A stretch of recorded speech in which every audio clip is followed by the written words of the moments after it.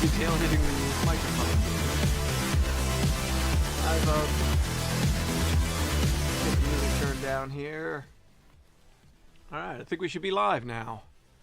Should be. Let me check YouTube. There we go.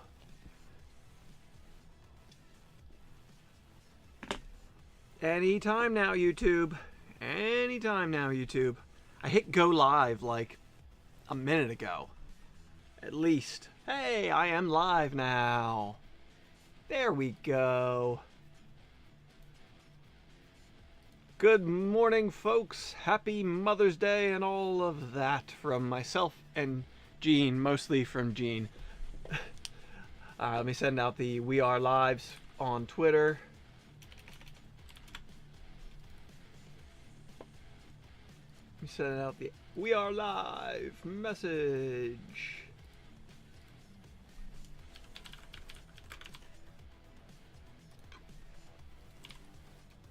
Facebook, do the same. Oh, how's everybody's Sunday starting or going for you folks on the other side of the pond? I guess it's already been going, yeah?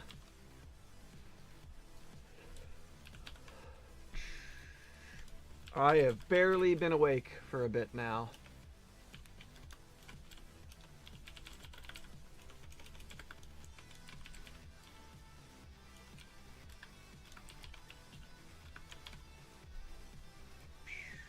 Hello, hello, hello. Welcome, folks. Gray, rainy morning here. It is here as well. It is a gray, rainy morning here as well. Sunny and warm in the UK. Oh, you. That's not how it's supposed to be. It's supposed to be the other way around. Let's check camera angles. I think angle 2 is just the box. Cut. It's just the box. Ugh, it's not outputting the look. Let me adjust that quick. Output look. Let's check that again. Cat's waiting to play in the box. You are not wrong. She is looking forward to this. Tangled filament on a 3 kilogram spool for a 9-hour print. Oh, that's awful. Sorry to hear that. So, we've got the SV08 up on the bench today. Let's check the OBSBot camera angle. Alright, it is working. Move the camera a little bit. Cool. Alright. We've got the OBSBot tail layers that camera. The Sovol SV08 on the bench. Morning tour, morning. Yes. I don't know where to put this right now. Let me pop the chat out so I can get it somewhere better for me to see. A little more in my line of sight.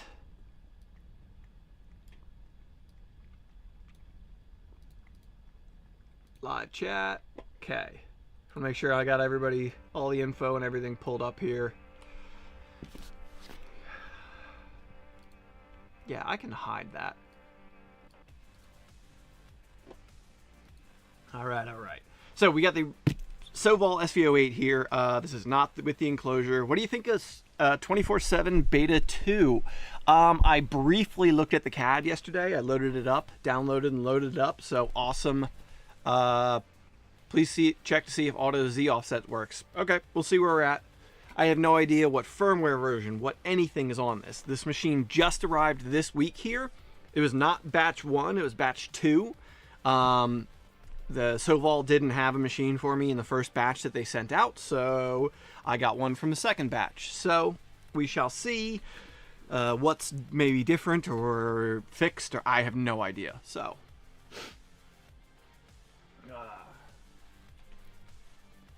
Bummed to see your HDMI screen and enclosure were shipping differently. SV08 is Sovol saying it's not a Voron honest. No, they completely acknowledge.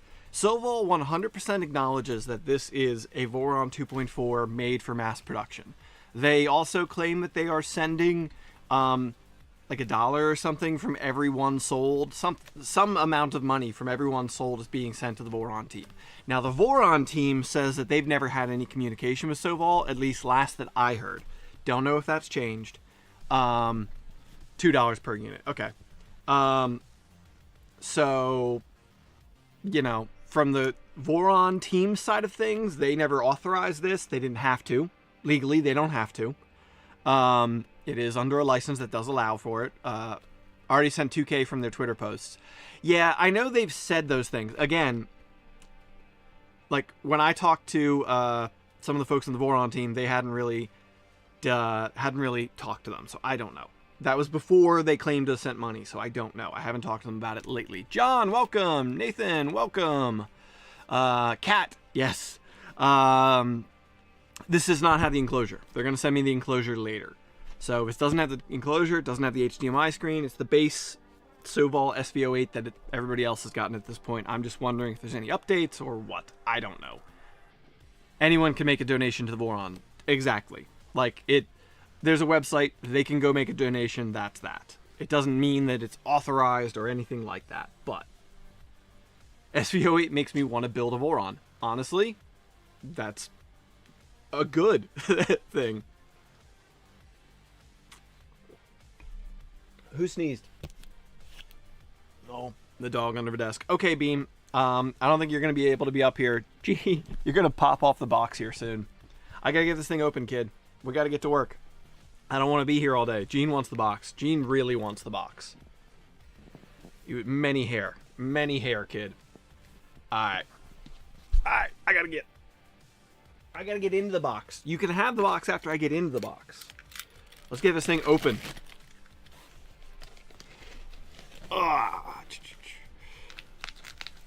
It apparently is also catnip. Yep. Lots of things make me want to build a Voron. Yeah, I feel you on the out of space, especially as I'm prepping for the move. Like, I've got to downsize things. Does she want the box or the printer? A box or the printer? Who knows with Jean? She might want either. She is a cat of many interests. She's a cat of many interests. I'm going to pop this box off of the bench so I can actually get things out of it and you folks can see what I pull out.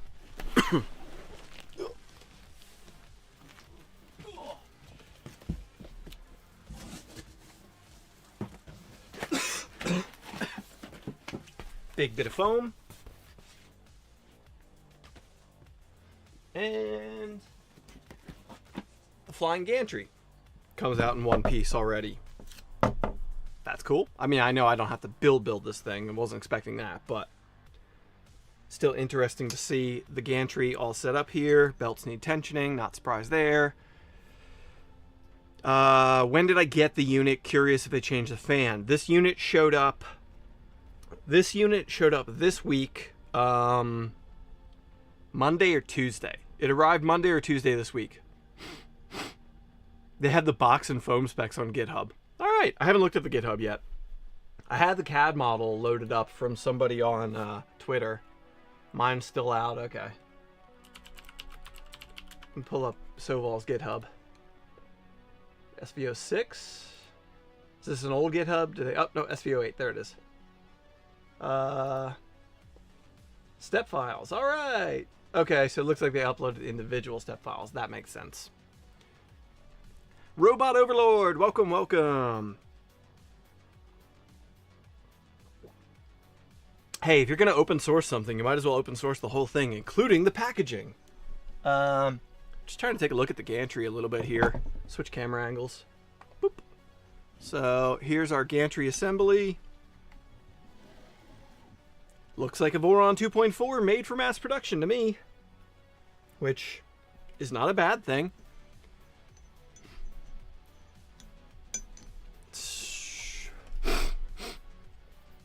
I want to see if anything jumps out at me as weird, like the those pins that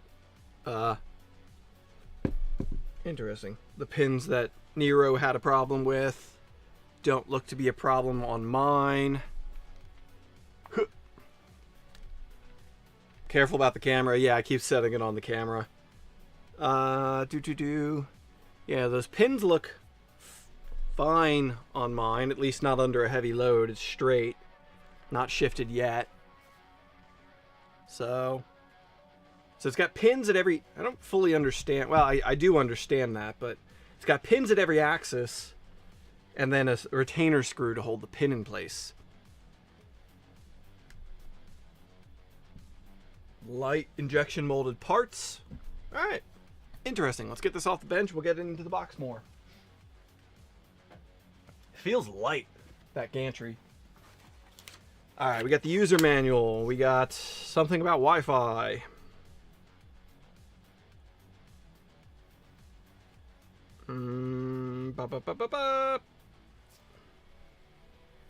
Looks like, oh, you got to use the USB stick and manually edit the Wi-Fi? Yep. That's not an ideal handling of that situation. I understand that's kind of what you got to do if you don't have a clipper screen, but yeah. Yeah, his pin was too short. My pins look like they are not too short. So, all right. I didn't see the instructions online for assembly, so I'm just going to look at the manual. I don't want to screw this up. Not that I really think I will, but who knows, you know? Okay, so we pull the base out, then each of the 4 Z-axes are a singular unit. That's cool. US power cable, along with a reverse Bowden tube, our USB stick, some random tools. All right.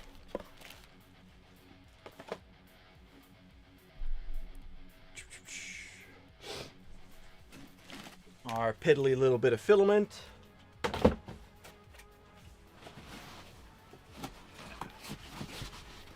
Get off of there. Get off of there. There we go. Our extrusion top hat situation. Ah, that is so light. It's using like some L angle shape extrusions. More complex than that, but yeah. You can plug it into Ethernet if you don't want to mess with the USB. Cool. You make your tea in a beaker? I mean, why not? I'm still in this camera angle, damn it. It's one of the gloop beakers. 3D gloop. Yeah, one of the gloop beakers. Cool. Our top hat piece can set aside. Not really a top hat, but I don't know what else to call it. Top gantry portion. More foam to go away.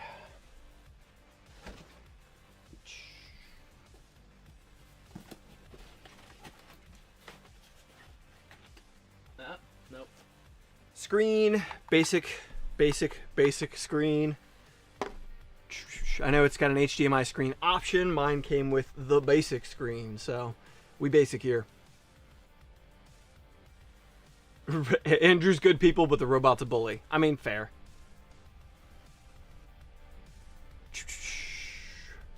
You're not wrong about that.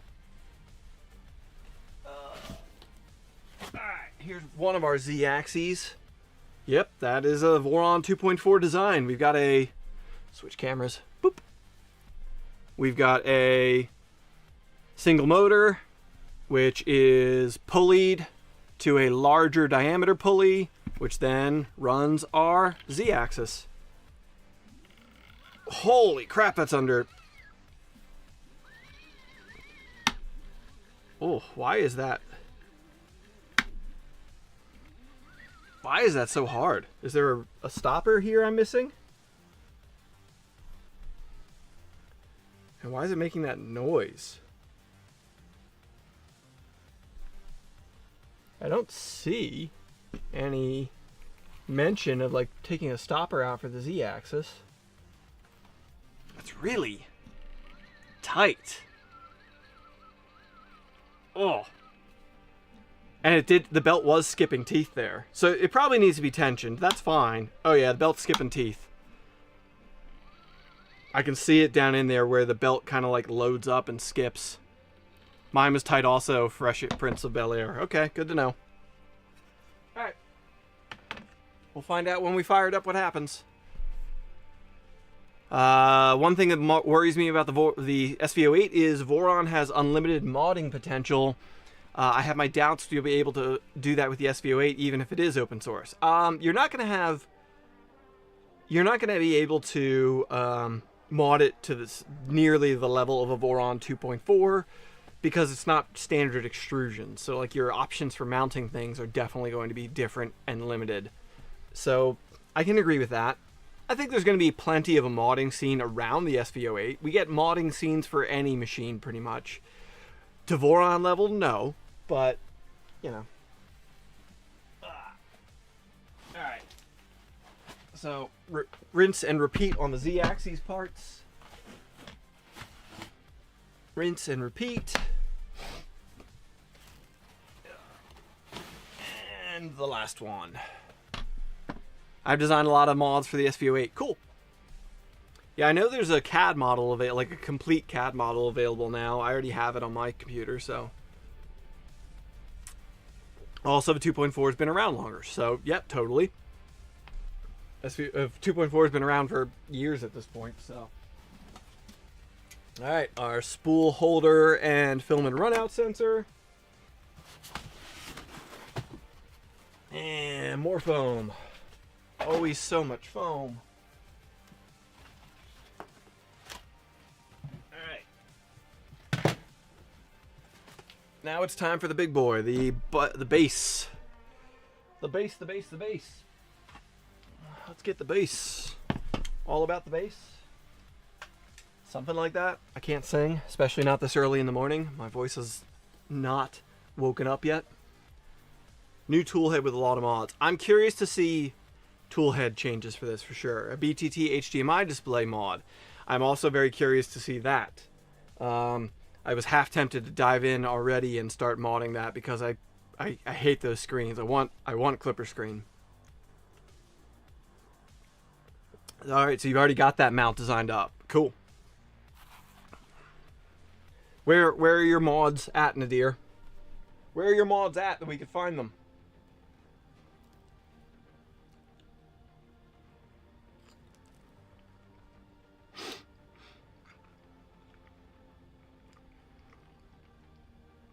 Sorry, folks, it's early. I've only been up for like an hour. Okay. Alex, welcome.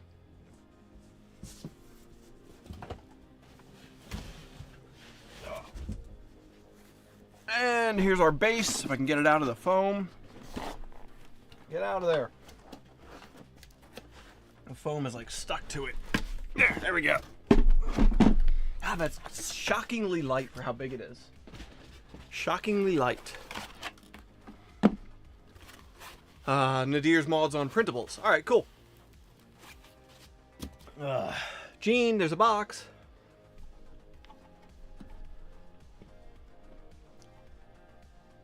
Cool. Alright, time to start putting our Z-axes together. I was gonna say, oh, it's rocking and rolling, but of course it is. There's no corner feet yet. We can take a closer look at the toolhead probably while we're here. I'm sure a handful of you own this already, so, you know, old news to those, but anybody who's not familiar, here's the toolhead. Kind of, sort of, almost Afterburner clone, but not. It's got a knob on the back of it, just like any other Sovol. That's silly. Weren't you the first or only one who put Voron LED strips on the Magneto X? I just put a generic LED strip on my Magneto X. How heavy is it? I don't know. This base plate is like pure guess, but I'd say 10 pounds, maybe. Kind of like an Afterburner mixed with a Bambu toolhead. Yeah, that sounds accurate to me. I know it uses the Bambu style hot end. I just put a generic 24 volt LED strip on my my Magneto X. That's what I got on mine right now. But I also never got around to putting the enclosure on that thing, and it's actually leaving quite soon. So, how do I get the shroud off of here? I don't see any retaining screw. Oh, it just pulls off. That's how. Let me change the camera angle quick.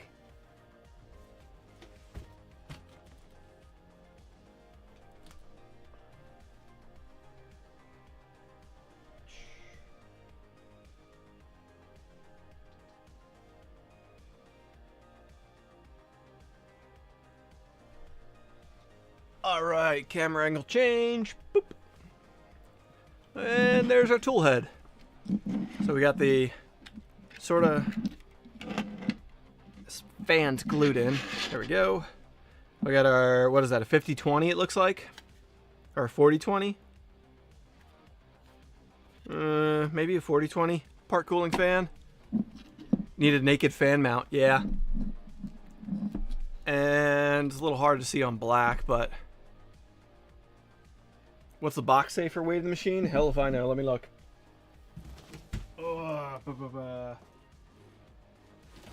I often find that the box numbers are wildly inaccurate, personally. The package weight was 46 pounds.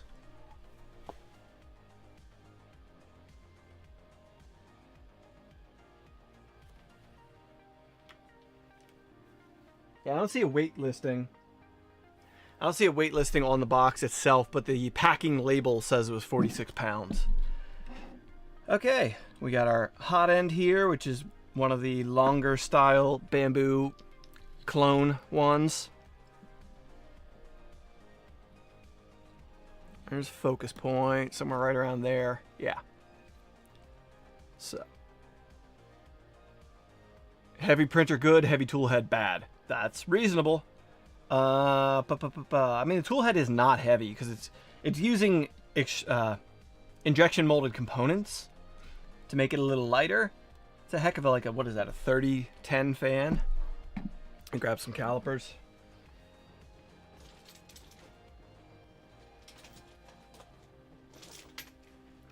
$30-10, $35-10.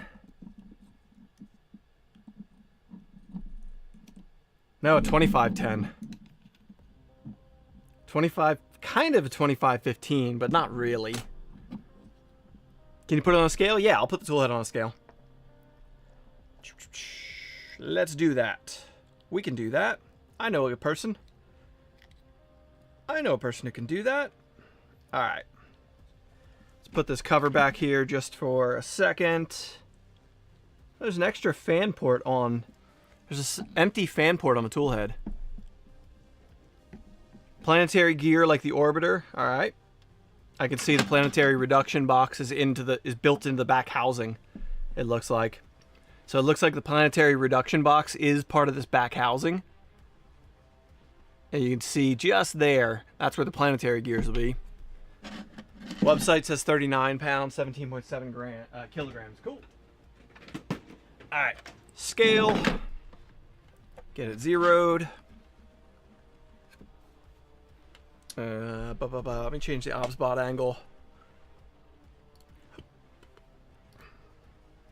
I don't know if it'll be able to see the scale or not. Alright. Tool head with the cable hanging off of it, just kind of hanging off of it.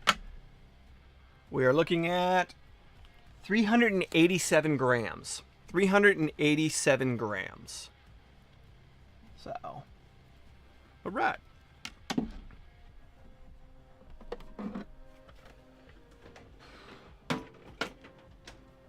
All right. Yeah, not bad. Like with these injection molded parts are light. They feel rigid, they feel strong, but they are light, and they are definitely designed with lightweight in mind. I don't remember how heavy a stealth burner is in comparison, but stealth burner is surprisingly heavy. I only have one stealth burner out of a machine right now, and it's a beefy one. 1 second. Let me find it. Yeah. Here. I got this stealth burner. This is not a good representation. This is the Bondtech stealth burner from Slice Engineering. So this is the Bondtech CPAP stealth burner. It's got an LGX light in there. There's a CAN tool board mounted to this, and an aluminum lightweight aluminum carriage plate. Nuno, welcome, welcome. And it has a Slice Mosquito Magnum hot end in here. So this is not a good comparison.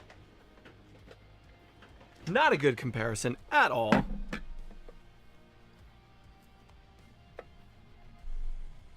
But let's check it anyway. Because why not? Because why not? This thing weighs 470 grams. 472 grams. So over 100 grams hotter. The slice hot end is heavy. Absolutely. That slice hot end is a big chunk of aluminum. Or copper, sorry. So, yeah. Not exactly light. But that's not exactly a direct apples to apples comparison between the two of these, but yeah. Ba-ba-ba. Alright. Set that aside for now. Cool. I'm gonna pop this fan back into its plug so I can pop this cover back on, then we'll take a look at the main board. I'm sure plenty of people have seen it, but I like looking at electronics when I'm unboxing a machine to see how they're doing things. I like to see how things are being done. Saved a bit of weight with the CPAP duct. Yes, and the lack of a fan. You are correct. Those two factors do save a bit of weight on that. Okay, let's get into the electronics box. Be hard to do a heavier tool head than an SB. Yeah, it is not a light tool head. It is not a light tool head. Okay, I'm going to change to the other camera angle and get you folks a better view. 1 second.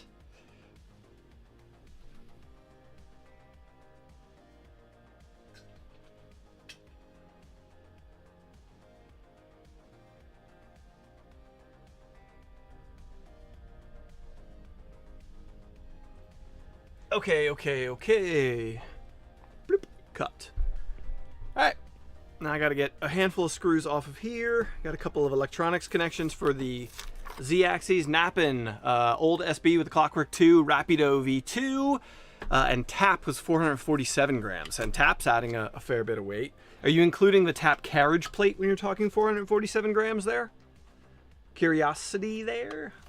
Curious? Curiosity. Curious if that's including that or not.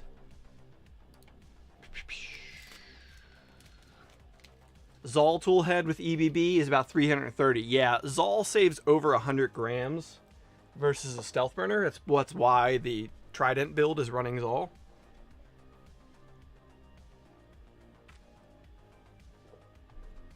PSU is passive, but the mainboard fan is loud. All right. 3D printed, but not with the MGN 12 block. Cool.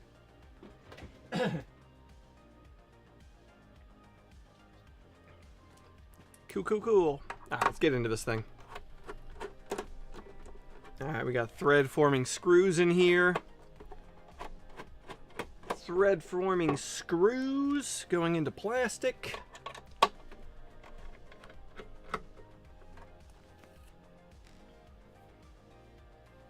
Did they wrap my wiring? Nero mentioned cut edges where it might rub chafe wiring.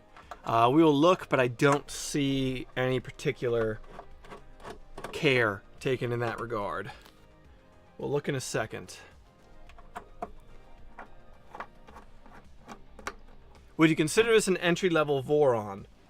I'm not ready to recommend it by any means, but yeah, I would consider this kind of your entry-level Voron. It's a Voron without having to build one, with the trade-offs that incurs. Alright, mainboard fan is glued in place, of course it is. Alright, that's cute. Got an acrylic panel over the electronics, or the power supply. So we got the 150 watt Morn Sun power supply. I think it's 150 watt. Yeah, Gene. What's up? Okay. 150 watt power supply. We've got a mains voltage bed heater. Interesting. Mains voltage PCB bed heater. Iconic, welcome to the chat. Welcome. Welcome, Iconic. Yeah, I'm really curious about... one thing I'm really curious about... The bed is AC, yeah. Will a 200 Meanwell fit? I mean, no. Yes. There's not a 200 Meanwell in this form factor to my knowledge. There is a 200 What's the one that comes with the LDO kits? It's only 150 watt, yes, but realistically, what's it powering? Like, the bed's AC, so it's powering the 4Z motors, the AB motors, the heater, and the main board. So, the hot end heater, I mean. More LDO comes with the Morn Sun. Okay, yeah, so there is a Morn Sun 200 watt then, because that's what comes with the LDO V0.2 kits, is a 200 watt. So they could have gone 200 watt, they just went smaller. It does power a lot of motors, you're right. I'm betting if we look in the config, we're probably running pretty low amperage to the motors though. I'm gonna bet the corner motors are probably at like 0.4. And the ABs are probably close to that. So, just looking at this, what board is this? Main board is, I see an STM32 103 VT or V3T6 processor on the MCU side. It's one of those H616 ARM chips that the skipper boards run. So looks like some variant of a skipper board, probably. Maker base, yeah. So clone of a maker base. 1.5 amp, nadir. 1.5 amp on the AB motors, that's a lot. I'm kind of shocked that those motors are handling 1.5 amps. I mean, it's not a lot in terms of a lot of like quality motors, but the motors that I would expect they're running in here, that sounds like a lot of amperage. Okay, as far as like the sharp edges on this piece, yeah, there's no protection on these. There's no wrapping on these wires. So like these that come around do have the potential to rub on there. Don't love that. That's one of your concerns. Like, and this is not well chamfered or deburred. Like my metalworker self wants to take this over to the other side of the shop and clean it up, but I'm not going to.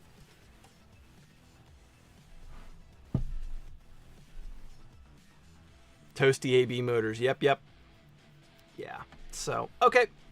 But we do have... Do we have any extra fan ports? We got 2 extra fan ports. I don't see any NeoPixel port or anything like that. Oh, nope. Yeah. Is that a NeoPixel port? Almost had an Uncle Jesse clip, yeah. Or a Linus Tech Tips clip. I can't tell what that port's for. Alright. Put this back on, and we will get back to assembly. I really wanted to see what it was running for a bed heater, because I'm really tempted to put a better bed on this thing. These are running a PCB bed heater, and a lot of folks are noting warp problems, or, you know, potential warping problems with it, and I don't care for that. So, especially if you get into an enclosure, you're running 100 plus heat. Oh, it's a USB port, just a wired one. Okay, thanks. Just a JST wired USB port. Got it.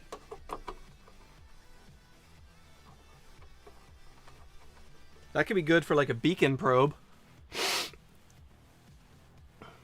Only a small fan cooling. Yeah, it's just like a 40 millimeter maybe. That's probably why it's so loud. Yeah, single 40 millimeter fan cooling with the 1.5 amps, and yeah, I don't love that. I would have loved to have seen more of a cross-flow design through here to cool everything. Zombie Hedgehog. Yeah, I saw Zombie Hedgehog had a taco bed. So, I saw that. I'm real tempted to reach out to one of the bed manufacturers and see if they won't send one over and let me work on modding it onto this machine. I gotta play with the CAD model.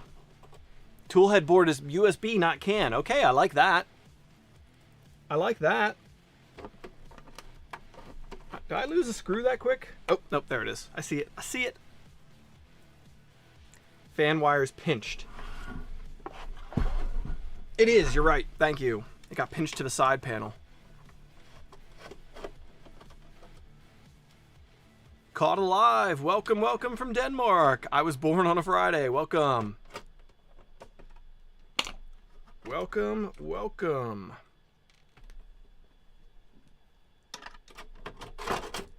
There we go. Now it's out of there. Thank you. Once you add a bed and enclosure, you're at Trident prices. You're not wrong. You're not wrong. I mean, you're still kind of stuck with their Toolhead. A piece of 350 glass would be a cheap fix. I hate glass. I really hate glass, personally. Back using another browser, streaming smoothly. Good to hear it, Marcel. Welcome back. Yeah, sorry. You know, when people are having stream problems, it's like, it's YouTube 99% of the time, and there's not much I can do about it. Can't use glass with a stock inductive probe. Okay, well, that makes sense. Annoying, but makes sense. Okay, Z-axis time.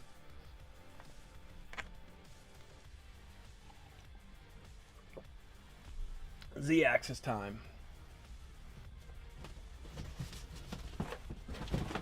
Jeannie Bean, where'd you go? I don't know, she took off. This time was my browser settings, so okay.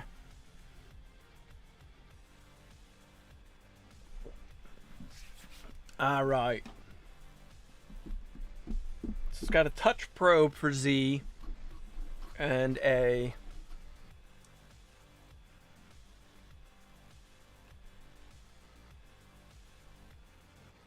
put a magnetic sheet, then spin and a spring steel plate on the glass.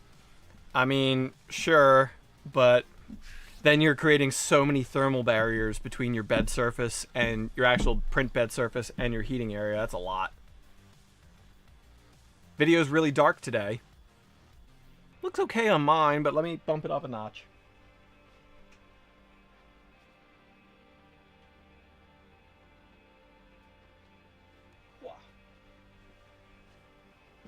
That a little better? Yeah, it's a little better. It's just it's a dark machine, so.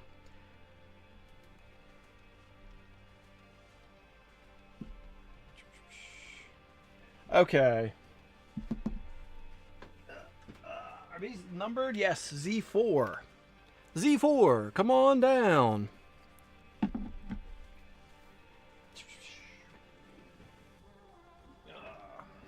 Z2. That's this one back here. Alright, where are the screws for this? Must be in that box of miscellaneous hardware. Where did I put that? Error. I put most of the parts right here. But where did I put that box?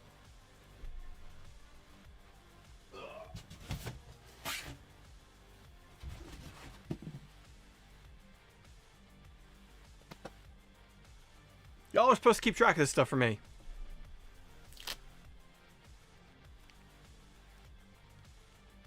My Sovol blue is a nice shade difference to my collection of blue. You are correct on that. I don't hate it. I don't hate it. Damn it. Where did I put that box?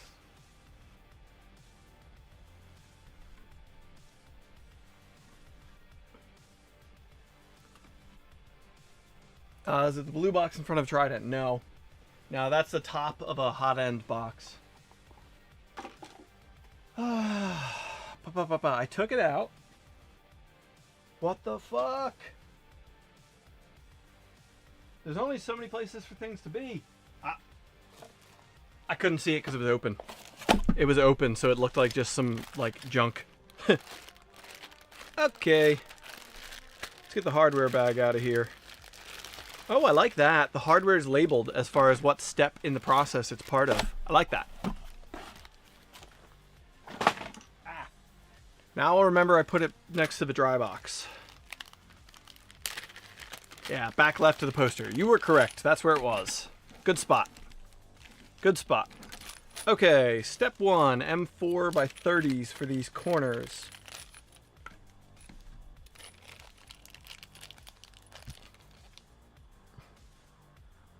Huh? Are these properly labeled? Corresponding corners are marked. Fine. Alignment of the front panel. Fine. M4 by 30. One M4 by 30. This is confusing. It's jacked. Steps mean nothing. Okay, lovely. I really appreciate that they label these with the step number and they don't mean anything. Okay, thanks. Okay, so M5. And it's also really confusing because it says 2 period M5 by 40. So I'm like, oh, my dyslexic brain read that as 2.5 M2.5 by 40. I'm like, why would they use 2.5 millimeter screws for the corners? No, it's 2 space M5 by 40. Ay, ay, ay. First step in the manual is a misprint. Lovely. That's a good start. That's a great start. Okay, so I need 2 of these. But wait, there's only 4 of these screws. Oh, 1 per corner. No, but it's not 2 times. It's not 2. Oh my god, this is so stupid. Yeah, they use steps per post. That's what it is. Oh, that's what it is. Okay. So 2 refers to step 2 bag. That's dumb. That's a real English moment where what made sense to them just does not make sense to us.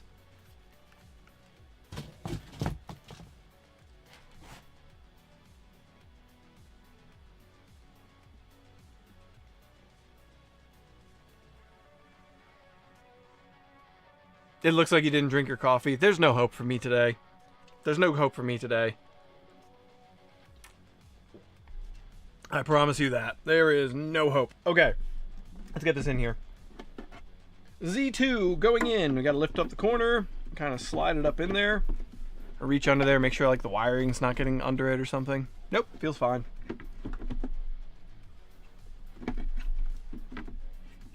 This is weird. It kind of shoehorns in there. That's strange. Kind of shoehorns in there. That is strange. Alright, so there's M4 by 30s go down through the top. A pair of those. Pair of M4 by 30s through the top.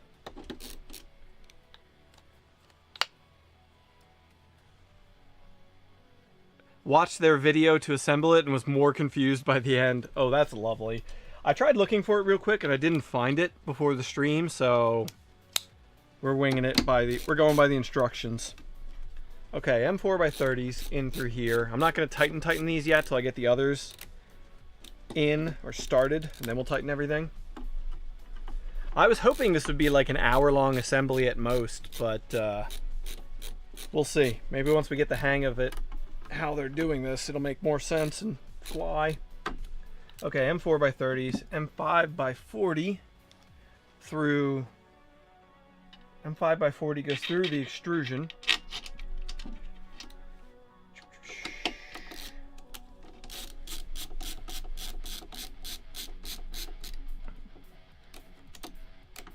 All right. Damn it. Mouse is acting up on the bench. All right.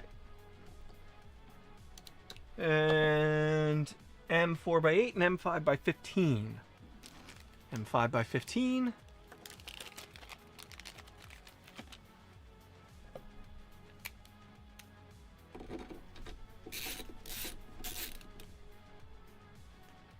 That's weird. And dumb. I'll show you something I just noticed in a second. Maybe others don't care, but this kind of bugs me now that I've seen it. The M5 by 40 screw that they give you and the M5 by 15 screw are complete. It's really hard to tell on this camera. They're different finishes. They're both like a black stainless, it feels like, maybe. But this is like a dark black, and this is like barely a gray. They're two totally different colors of screw. Weird. Weird. Okay, that's in there, and last one. It's strange to me that they couldn't have made this be like... It's strange to me that they couldn't have made this be a little more uniform in settings. And like hardware. Like, same hardware.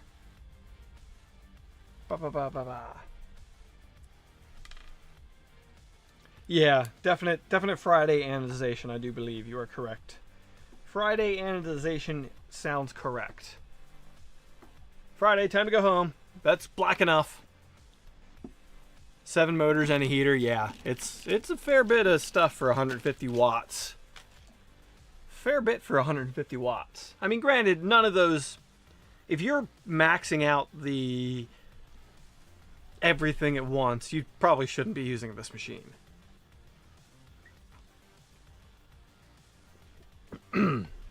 Okay. Next corner. Z1. That's that front corner. Let's see if I can get this in here where it is.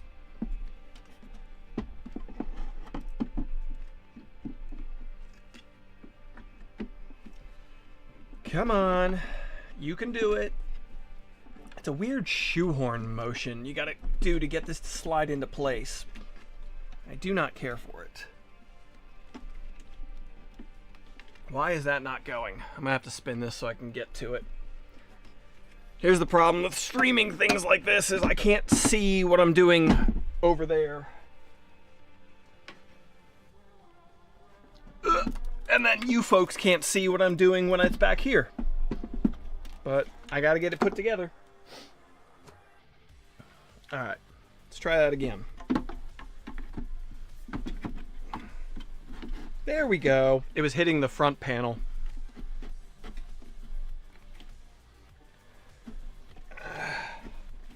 Hitting the front panel.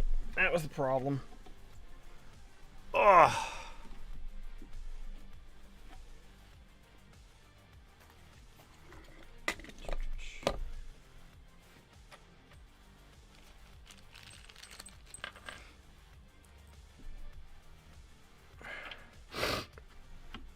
Alright, why are these not really...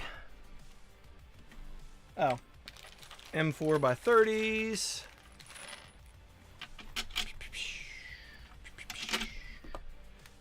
In these go.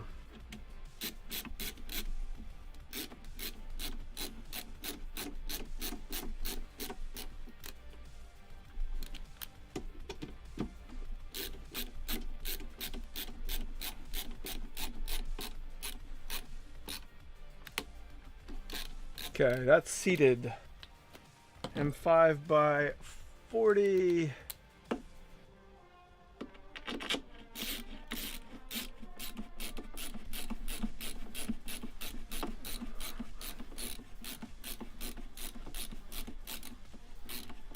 It's month for the SV08.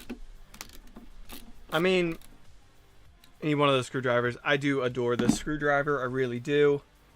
Like, we live in this strange world where if something doesn't ship immediately, people get angry, and I don't understand it. Maybe it's because I remember the days when you had to order and wait months or weeks or days at the very least for things to show up, but like... Delays. I understand delays where people get upset with that, but like, you know, the Magneto X took longer than they hoped to get out, and then the FL Sun S1 has taken longer to get out than they originally said. So those I get, but like when a product releases and it's like, okay, you're gonna have it in 6 weeks, and people are mad that it's gonna take 6 weeks, I don't get it. I don't get it. All right. You go there. Where's this one go?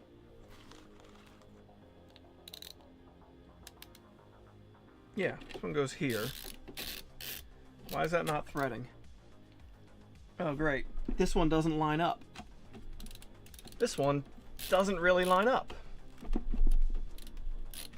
That's not good. It does if I really push. More annoyed that everything's shipping at different times. Totally. It's a reason to order something else. Okay. What else do you order that's the same or similar as this, is my question. A Voron kit that you have to spend 100 hours putting together? Overkill, but, you know. Like, I understand. It's a valid point to a point. But, like, when you order it, you know how long it's going to take, generally.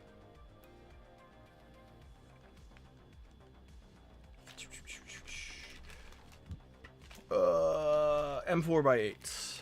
M4x8s.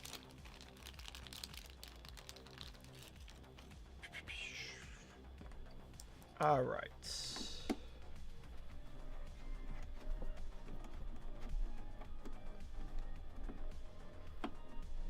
All right, leave that a little loose. So I'm gonna leave everything loose till I get the top piece in.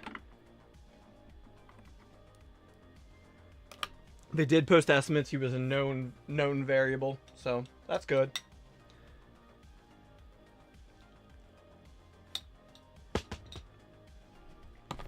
Like, don't get me wrong, I get annoyed because I never know when things are arriving to me because I don't get shipping. Whatever. It's dumb. It's annoying, but it's life. All right.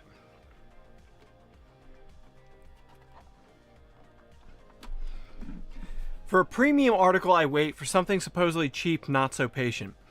See, and that's where I'm completely the opposite in my mind.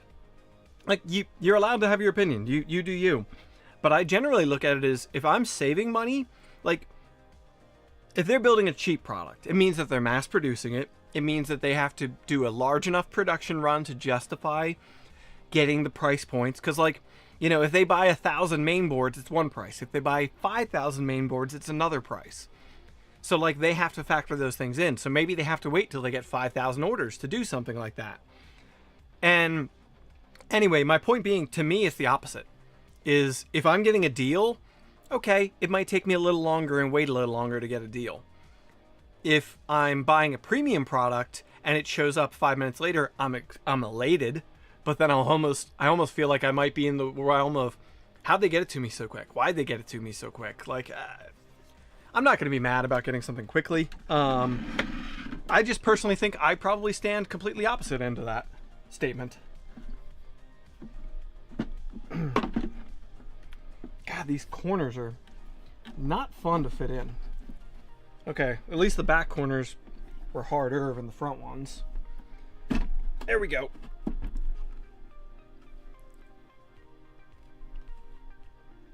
Ugh. Mass production also means a lot of people tuning that specific machine, profile, software, etc.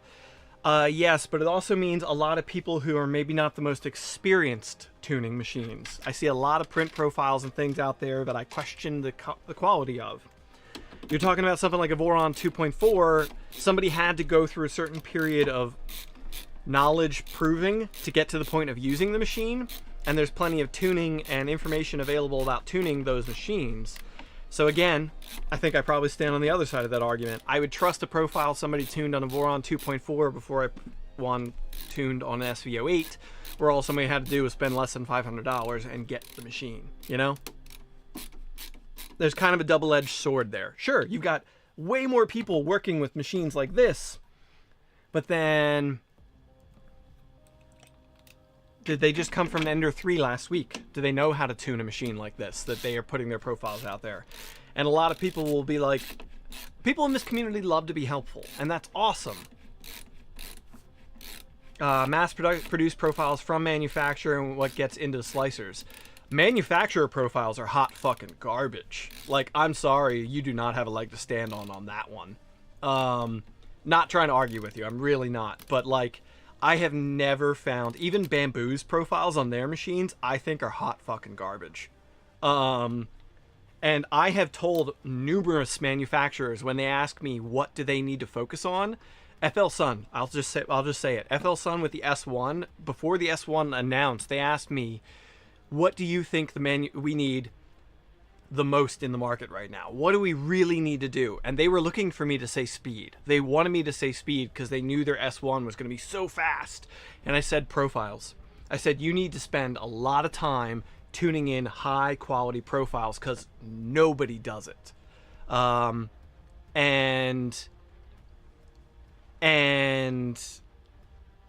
they were disappointed that that was my response. They wanted me to say speed. They wanted me to say, oh, we just need fast machines. And I was like, no, man, we need quality machines. We need machines tuned out of the box. We need machines that I can have a quality preset, a speed preset. Yeah. They're a good starting point, a decent printout, and then tune your nuances for your need. I mean, that's fair. That's totally fair. But if you're hanging your hat on quality profiles being tuned, quality isn't a marketable thing. Yeah. Sorry. Straining my voice already. You're right. It's hard to market. Absolutely hard to market. Speed numbers are easy to market. USB included has old firmware and old profiles. That's good to know. I'm just going to run off the print that's on the SD card for now, I'm sure. Or, well, whatever's on the machine. And worry about that later. I honestly have no time for this machine. And I don't know how much it's going to get used. Prusa is one of the few that I think gets profiles mostly right. Agreed. I think Prusa's profiles, some things I don't like for my personal taste, but that's a personal taste preference. But overall, I would say Prusa has done the best job of quality profiles. Thank you, Andrew Rogers. I'll agree with that. And it ranges sizes. The thing that annoys the shit out of me about Bambu is their 0.4mm nozzle profiles are okay. And they're a good baseline, as we're saying here. The 0.6,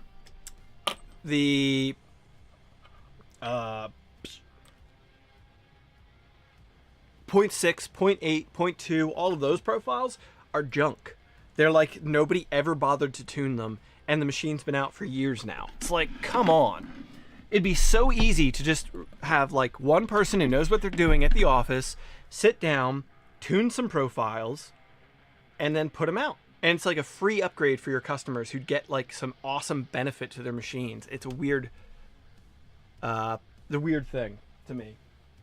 I'll never understand why manufacturers shoot themselves in the foot by not doing things. Good thing that's wired. It didn't crash to the floor. Hopefully it didn't pull anything. Shoot themselves in the foot. Let's just leave that over here. By not putting more effort in.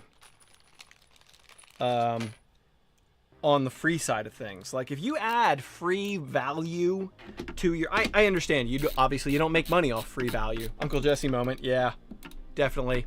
Uncle Mandic. If you put free value into things, and as long as people say their old Ender 3 prints perfectly fine, manufacturers don't have any pressure to tune profiles. Reasonable. That is really reasonable. There's a lot of people who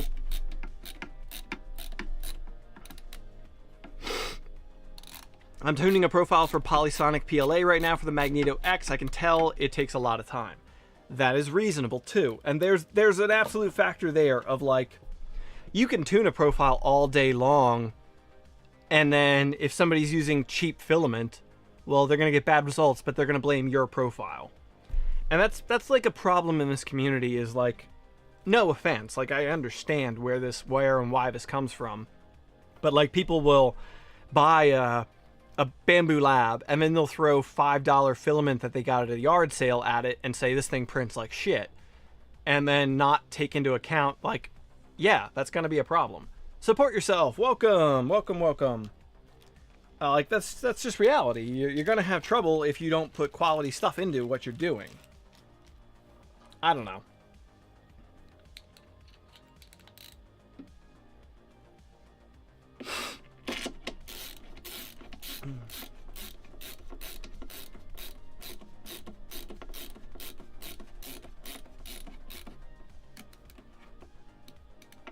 A smart manufacturer would set up a page on their website, GitHub, for community tuning with descriptions and ability to upvote.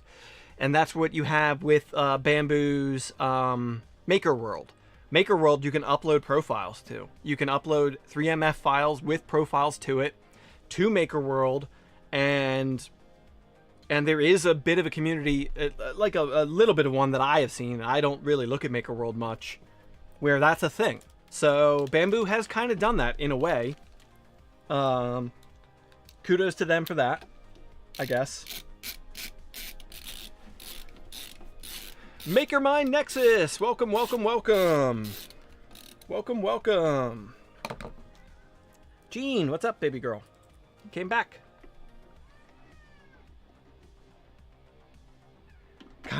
Kind of CD makes stuff. Kind of sad that your home state and semi-local favorite YouTuber is moving away. Yeah, I know. Sorry. Moving on to literally greener pastures, not pastures, forests. Whenever the hell we can find a place, finding stuff is so hard. What'd you do? Here, you can come back up now. Look, it printed a cat.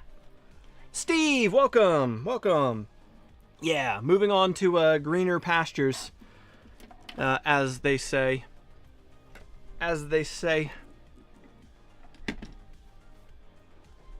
All right, so we got the Z-axis in place. I'm assuming we put the top on next. Yes. Top piece going on.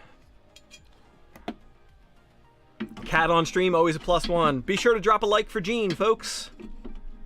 Be sure to drop a like for Jean. Oh, sorry, kiddo. Dropping this in scared her. Isn't jazz cabbage legal? Yeah, it's legal there. I do not partake myself, but yeah. Happy I'll be closer to PST. Yeah, it'll be a little easier for me on PST time, I think. I'll be able to, like, not have to do math every time I look at when Steve's streaming. I'll have to now for Nero, but yeah. Is it cold over there? Is the cat beefy? No, she's actually really small. It's just she's a lot closer to a really wide-angle lens. Like, see how my hand looks so much bigger now? Yeah. So, she's actually a pretty small cat. Dying waiting for this thing to ship. Yeah. M3x6. 3x6. Panzer Cotton. Welcome, welcome. Welcome, welcome. Alright, I need to swap out to a smaller. Bye, Jean. She just ran off. She's like, I did my part. Goodbye.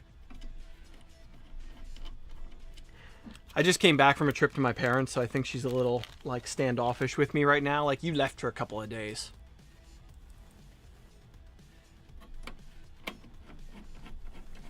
How's the Trident going? It's going. I haven't made any progress since the last stream, and now I'm probably gonna have to undo the progress I made in the last stream. Whoops. Actually, let me move this up a hair. So maybe that bar is not in my face on your view. Hey, Steve, thank you for joining up as a lab intern. Steve became a channel member. Thank you very much for that, Steve. Now we are paying each other back and forth. I always find that funny, like when we join each other's streams, we're basically just passing a buck back and forth. But hey, with YouTube getting their cut in the middle. Marcel joining up as a channel member as well. Thank you very much for the support. Remember, channel memberships are available, as well as super chats and all of that. So the support is appreciated. So thank you very, very much for that, folks. Yeah, the Trident. Let me see if I can pull it up real quick. Actually, I've got new parts coming for it.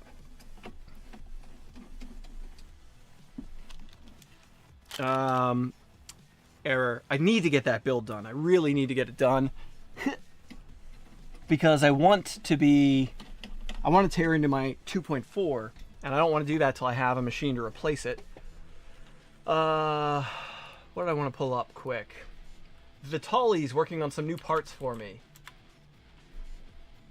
Did I post them? Let me just look up Vitaly's page. Vitaly created an Instagram account, by the way, if you're not already following. Let me screen share. That's not... What is that?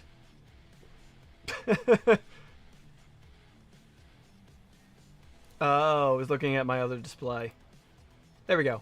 Vitali has a Instagram page now. Whopping 15 followers on there. And these new parts Vitali is producing for me. Nope.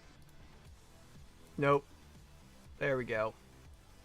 So, I'm waiting on these now. So, Vitali's playing with anodizing now. And anodized me some blue parts. A blue 9mm carriage. And bearing supports for my motors on the 9mm setup. So, I'm going to have to tear it back apart and replace with these as well. Yeah. Alright, back to the main cam.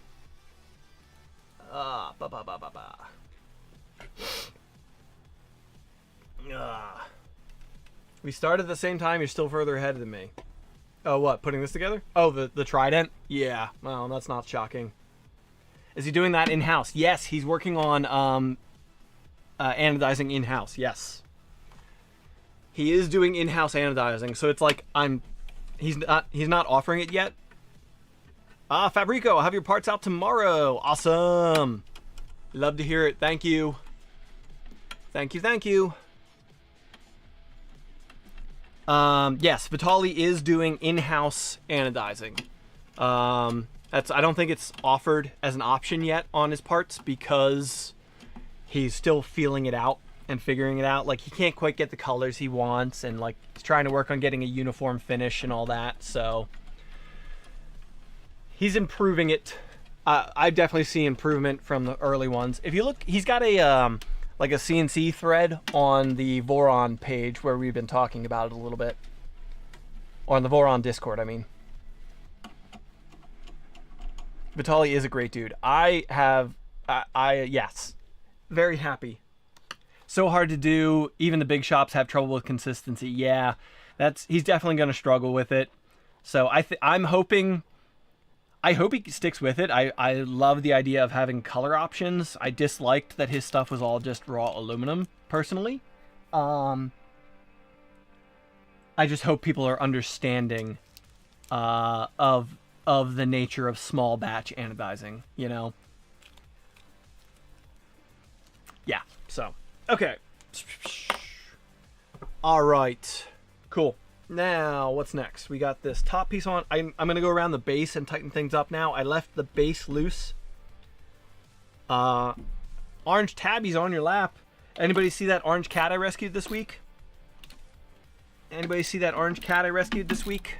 It's at a rescue now. I so wish we would have kept that thing. How much better is his tap over Chaotic Labs? I've got no experience with either. Maybe somebody else can chime in. I've got no experience with... I've never run tap on any of my machines. So, yeah, there's that. And also... never run it on any machine, let alone between the two. So... Vitali tap is the best. Chaotic is the worst. Oh, okay. Way too far, yeah. A lot of folks wanted to adopt that thing. Fabrico has 2 versions of his tap. They're really good. Chaotic Labs sensor is steaming pile. Lovely. Chaotic horrible tolerances. So that's sad to hear. Chaotic's plagued by issues. I'm really hoping now that Big Tree Tech is a big part of a big stake of Chaotic that things improved in that way. We'll see. I'm supposed to have a Chaotic kit on the way for my 2.4. They did me a custom black kit. Beacon claims to make them obsolete. Yeah, I have no interest, especially now that Beacon well, there's also, if this matters to anybody, and I'm not a person who's like rah rah rah must buy American, but there's also a factor of, if you're buying Vitali stuff, you're buying American made stuff. Lucky Dog, you're buying all black. Yes. And Josh, we're going to make a point about that whenever we get around to working on that, because that was the thing. Chaotic, or Big Tree Tech, one of my contacts at Big Tree Tech reached out about the Chaotic kit, and I said I have no interest in Chaotic kits because they're just black and red. One of the big things about a Voron is modifying and like making it your own, and like offering only black and red is silly. Like, few people actually build a red Voron. So they offered to make me a black kit. I was like, awesome, that's great. Or they talked about doing Chaotic is Big Tree Tech now, yes. At least Big Tree Tech is a stakeholder in Chaotic. At least the primary stakeholder at this point. Unknown. I don't have the inside information on that, but they are... Chaotic is basically Big Tree Tech now, yes. And black and silver would be a logical choice, absolutely. I want to try and pressure them to come out with some color options. Some choices. At least some, like 2 or 3 choices would go a long way. Like Fabrico with my Trident kit. The 9mm double T kit that Fabrico has blue, green, and gray. Those are great options to match to a bunch of colors. You're going red, get the gray one. You're going blue like my build, get the blue one. Yeah, there's options there. They need that option.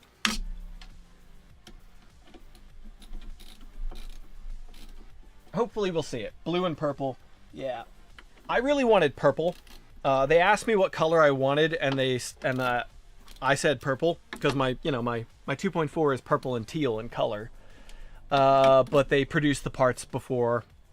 I was dealing with my contact. He was dealing with the factory. The factory did black. Like, they just banged out the black before he got back to them to say, hey, do it in purple. So, yeah. I'm not going to look a gift horse in the mouth. How's the fitment on the SV08? I had one hole unaligned, one hole that wasn't properly aligned, in my opinion. The top went on pretty easy. Top went on pretty easy. I had one hole that took a little wiggling to get it aligned, but that was it. I don't love that, but hey, Fabrico gifted 10 memberships. Thank you. So we got Jack Faxon, Crow Guy, Hey It's Tor, Mr. Tiberium, Nadir, Steven Machado, Armor 3D Printing. I'm sorry, I'm gonna butcher your name. Yao Severino, Kitterel Eberwine, Kali coming on as channel members. Thanks to Fabrico. Thank you. The support is always appreciated, and there might even be a link to Fabrico in the description. No, probably not at the moment, but Fabrico.com. Check them out for all your DIY custom 3D printer builds, parts, and kits. So, okay. Thank you for the support, everybody. All right, where are we at? We got the top piece on now. So far, the fitment on this, I'm not mad at it for what it is. Love the community. Happy we can give back a little bit. Honestly, if you folks have never had a chance to chat with the folks at Fabrico in person, they really are wonderful folks, and I really appreciate Hector's support of me as a smaller content creator. Helping me out with projects, getting to trips like Rocky Mountain Rep Festival. Fabrico was one of my sponsors, and I really do appreciate it. A good group of folks to spend your money with if you're going to be working on your printers. So, what does everybody think of Eddy Scanner? Haven't played with it yet. I'm going to be running the originals, beacons on a couple of builds upcoming here. So, yeah.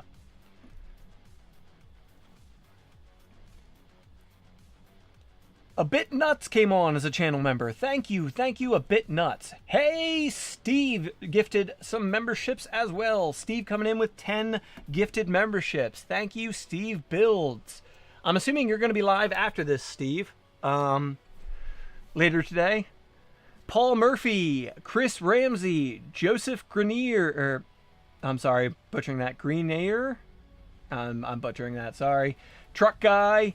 Sedona Red WRX, Antia Lamas Linares, Mike Person, Palm XZZ, Kenneth Zhang, and Patrick H. All got channel members thanks to Steve.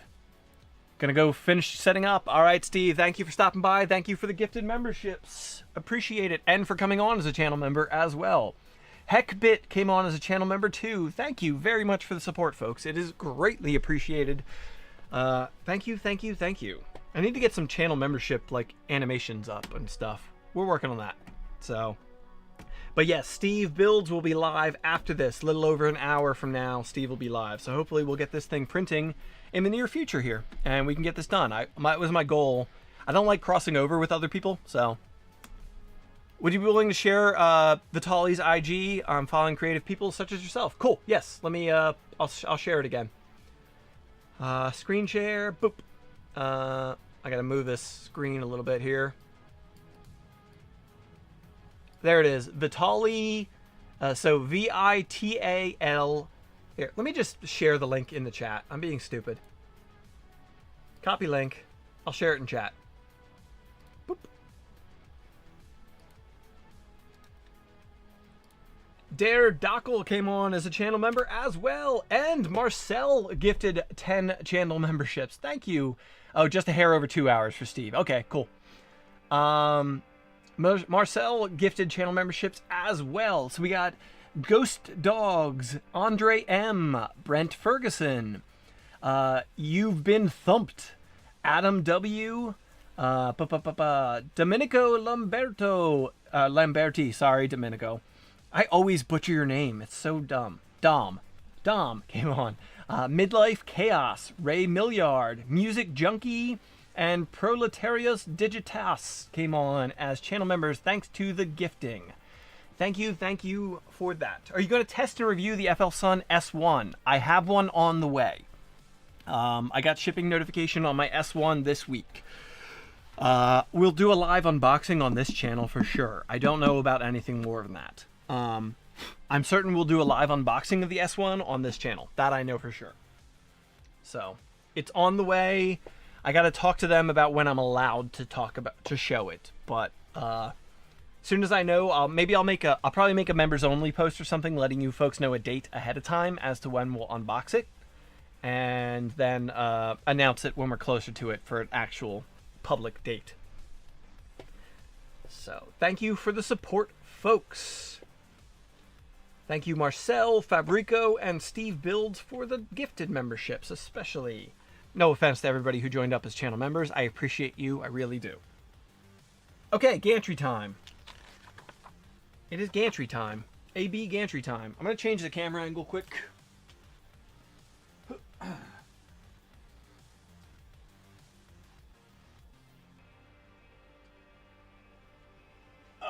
All right. BB's 3D, welcome. Hello. Hello. Gantry time. You're just in time for gantry time. Any date on the Positron video yet? I'm hoping next weekend.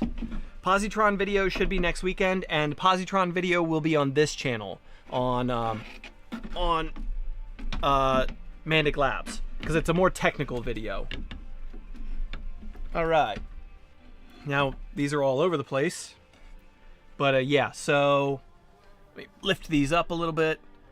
The Positron video will be on the Mandic Labs channel. I'm hoping next Saturday, probably. And Aaron F. Welcome, Aaron. Welcome. I had to tell you, Aaron, we're having a fun time finding a rental out there. Looking for a home. We're quickly finding out how wonderful the Portland rental market is.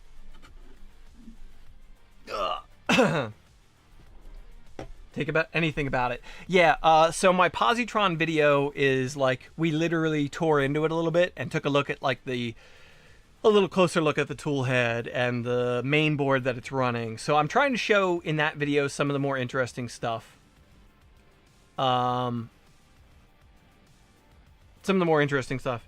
Nizo, welcome. Sorry, that sucks. It's fine. We'll find a place. It's just not fun so far. Oh, I missed earlier. 1 p.m. Eastern time, Steve is working on the black box. Not enough availability in Portland. Honestly, it's more... The rental market is very strange there. It's definitely a seller's market right now, for sure. That's definitely a problem. I'll bring us down a little bit again. It's definitely a bit of a seller's market at the moment. That's for sure. What was I trying to say?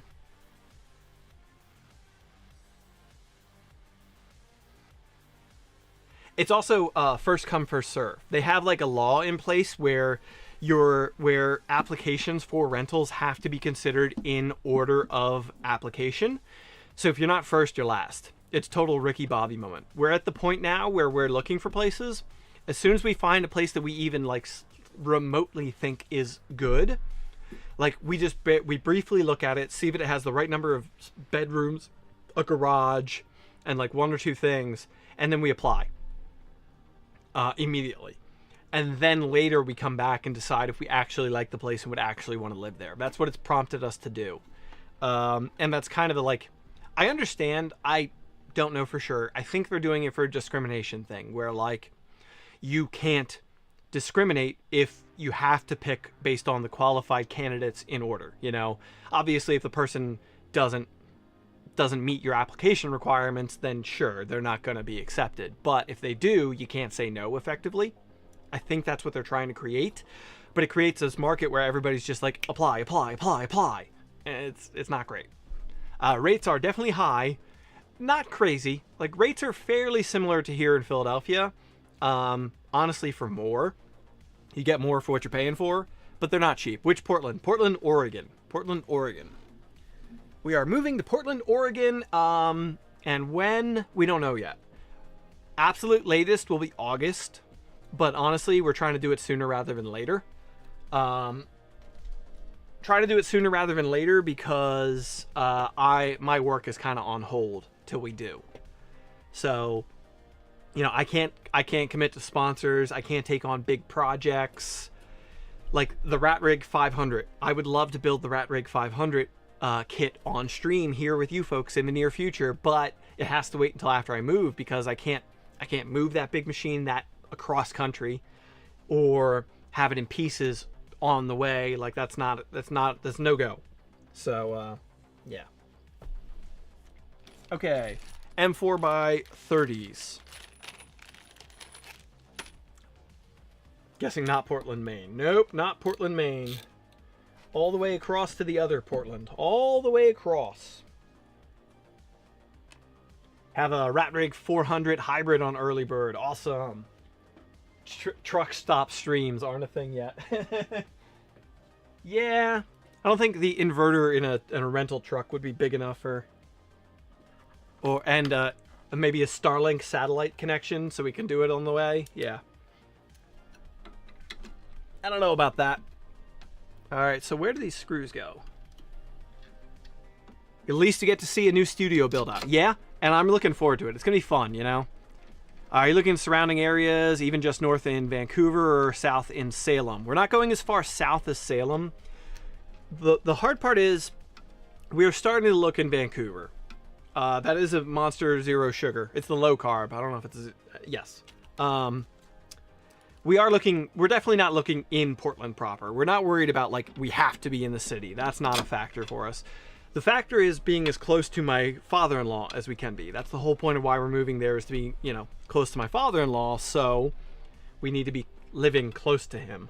You know, if we're moving out there and we're 2 hours away from him, okay, it's still a lot closer than having to fly from Philadelphia, but, like, we want to be able to go see him at a moment's notice if, like, he slips and falls and needs some help or something like that. You know, not a concern right now, honestly, but will be in the future. So, that's kind of our deciding factor, and we're trying to keep our commute to him to under an hour, and he lives in Clackamas. Clackamas, Happy Valley area. So, like, that's kind of our central point, and we're kind of fanning out from there. we're basically looking like Beaverton, Tualaga, or Tualatin? I don't know these names well enough. I'm just going off kind of Tigard. So like Beaverton, Tigard, where? Not quite Oregon City. I don't really want to go as far south as Oregon City, but if we have to, we will. Yeah.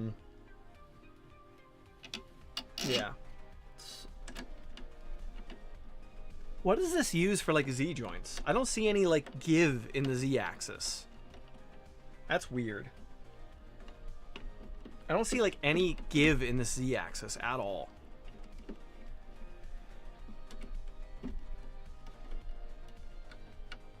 It's just rigid? That's not great. Oh, you have some friends in Beaverton who have a house for rent. Please inquire. I would love to hear it. That's, you know, that's the hard part, is finding we can find a million rentals, but like finding one that has a decent sized garage that I could use as a studio to do my job, kind of an issue. Yeah, Oregon City is closer to Clackamas. You're completely correct. Part of the problem for me is our intern is coming with us. I know I've mentioned this previously, but our intern is moving with us. And she's going to have to do public transit a lot of the time. So I worry about her having to transit from Oregon City up to the city, up to Portland for classes and such. So trying to balance a lot of things. And the closer we can get, the better, but I don't know. We'll see. We're still being picky at this point. We'll get more desperate as time goes on.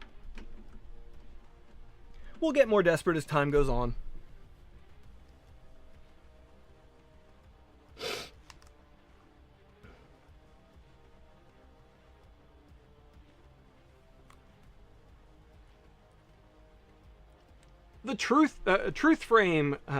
Oh, sorry. I've always read your name as Truth Frame. I don't know why. My dyslexia kicking in a little bit there. A lot of hats to juggle. Yeah, there's a lot of considerations to be made with it. Definitely a good time to rent. Buying opportunity should be coming up in 4 to 6 years. Yeah, it's not a great time to buy, so yeah. Just come to Texas. I did Texas. I did my time in Texas. Thank you. Through the Frame, thank you for the super chat. It is greatly appreciated. Thank you, Through the Frame.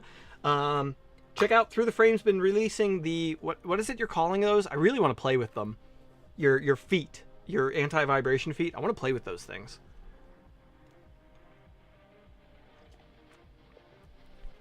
Hula, that's it. Hula. The Hula design. I really want to play with those too. So, thank you for the super chat. I'm going to kind of level up these corners a little bit before I tighten these. All right, 7.5.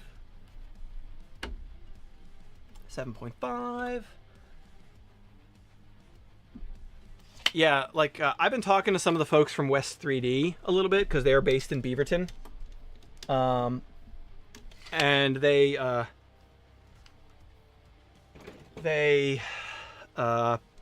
kind of helped me out a little bit with like some places to look, but it really didn't help much.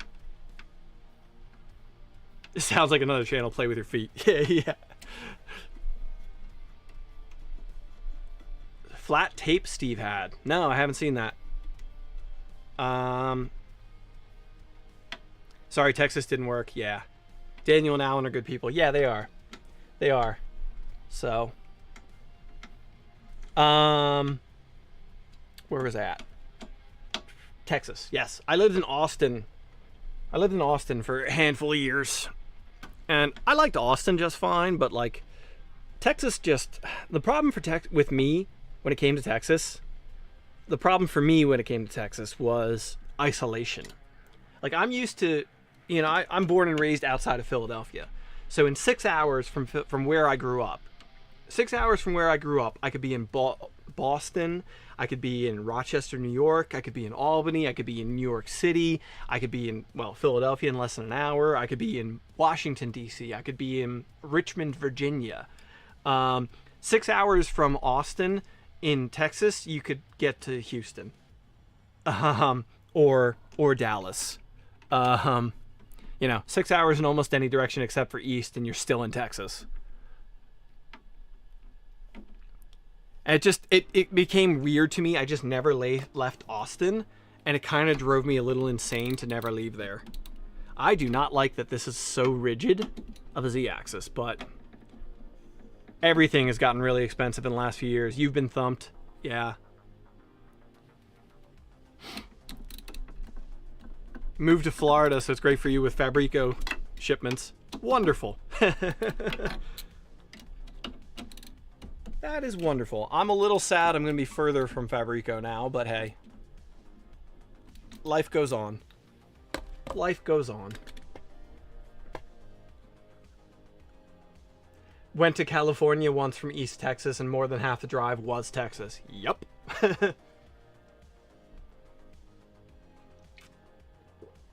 Who is that on the other side of the chat today? Is it Shammy on Fabrico? Where are you based? Yeah, Shammy. Where are you based? I'm sure I probably asked you, but I forget. Oh, Wyoming. Okay, cool. Yeah, so a lot closer. A lot closer, yeah. What will the rigid Z-axis be bad for? The rigid Z-axis will be bad for the quad gantry leveling. So like the Voron 2.4 has like a semi-ball, like a hemispherical joint at each corner, so that each corner can move a little independent of the others for quad gantry leveling to get a nice consistent level. This does not have that capability that I can see. It's basically just relying on the give of the plastic, I guess. Not a huge fan of that, but yeah. I'm in California now, which is extremely expensive. Yeah, we would love to go to California, but it's just too expensive for what it is. My mother-in-law lives in California. My father-in-law is in Portland. My mother-in-law is in California. So, and we just can't justify it. We're gonna go to Portland. It'll bring us closer to my mother-in-law at least, and you know, that's positive. Beaches won your wife over. Yeah, my wife loves beaches, and honestly, that was kind of when she suggested moving to Portland. I knew it'd be green, and I can see mountains from there, and I'm like, I like that factor. She likes beaches, I like mountains, and so when she suggested Portland, I was like, hey, I'm taking this as a win that she doesn't want to move to some hot place with a beach. So Miss SoCal, can't afford it. Yeah, my wife Ruby's from SoCal, and we would love that, but just no way. Oh yeah, happy Mother's Day, moms. Any moms that might be in the chat or anybody seeing their moms, tell them happy Mother's Day. That's a thing. I gotta call my mom after stream. Call my mama after stream. Ugh. All right. Spool holder. All right, we're spool holder and tool head away from assembled, I think. Awesome. Thank you, Shammy. Thank you. San Diego will always be home. That's where Ruby's from. San Diego. That is where Ruby's from. My mother-in-law lives in error. I don't remember. Just outside of San Diego, north of it.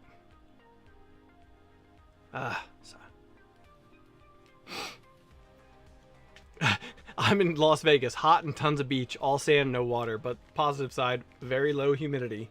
I mean, yeah, that place is too hot for me, man. Too hot for me. All right, spool holder, what hardware does that use? M4x10. M4x10. Eureka, California. Other end of the state. Cool.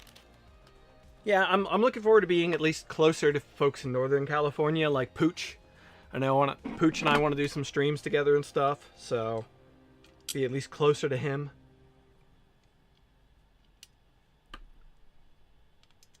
So, yeah.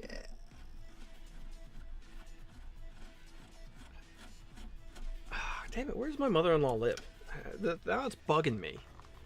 I gotta look.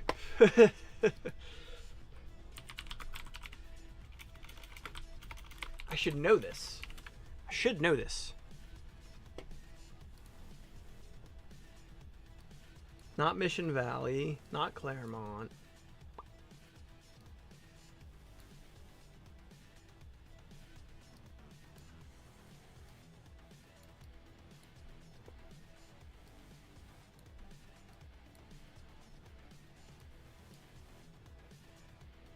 I'm not seeing it. Caramel Valley, no.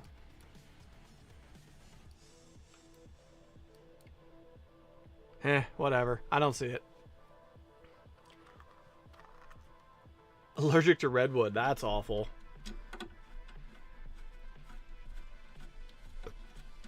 What happened to my chin? There's no particularly interesting story. My chin is scarification. My chin is a scarification piece. Any collabs with B for builds when you move? No. I have no association with... I think I've met that person once. Years ago. Years ago at SEMA. Poway? No.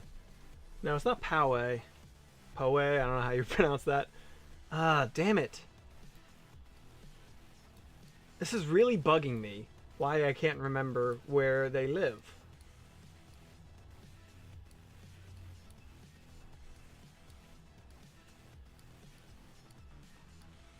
It's not...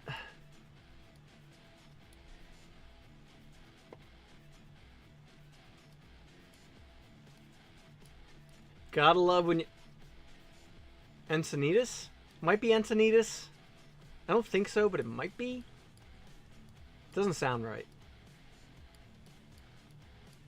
It also looks like it's way further north than I'm thinking. I'm wasting time. Whatever.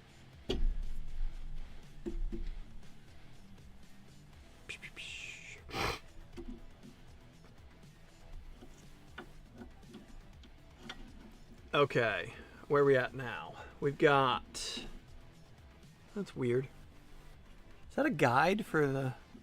I don't understand what that is. Any idea how heavy the SV08 is? Somebody checked earlier and they said 39 pounds. Suppose the product page says 39 pounds. 17.7 kilograms. Okay. Toolhead time. M3x12s. Take toolhead cover off. PTFE guide. Okay.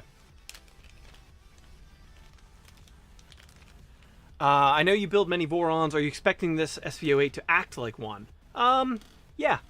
I mean, I don't expect it to be like an apples to apples comparison, but I will be a bit disappointed if it doesn't largely run as I would expect the Voron 2, I guess. Hard to say. I don't really have much in the way of expectations for this, in fairness. I don't think I do. Not to say I have low expectations for it, but I just don't want to over-assume or over-expect what it's going to do. So, yeah, don't know. Okay. M3x12, M4x12. I'm going to put this on. Born and raised in Manhattan, moved to London, now on 325 acres in Ohio. That's interesting. That's a heck of a journey. I'm born and raised outside of Philadelphia, small town here in Pennsylvania, and then Austin, Texas, up Utica, New York, East Hampton, Massachusetts. I lived outside of Pittsburgh for a year, and that's the major high points. I moved around a little bit in there, but yeah.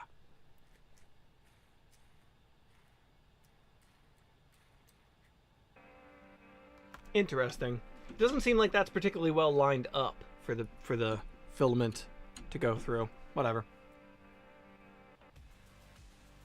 Thanks for keeping the lives clean too. I like to have the family can walk in the room with you on. Cool. Good to know. I appreciate that. I know I curse once in a while when I'm getting irritated with projects, but it's good to know that that's a factor for people that I should consider.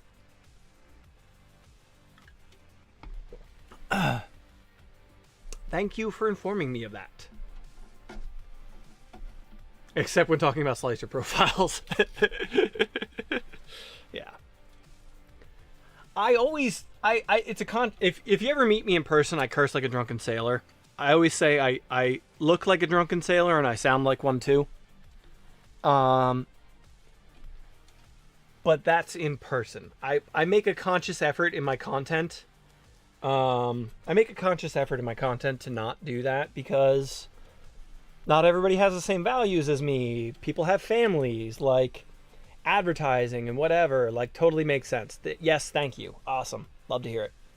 I will keep that in mind. I don't want to turn people off just because my potty mouth. Like, I've learned to control it when I need to. So, you know, I grew up on construction sites and mechanic shops, so as a former sailor, I resemble that remark. I'm afraid of the ocean. There's a fun fact for you. I have a fear of large bodies of water. Alright, taking some tape off of this thing. No swear jar.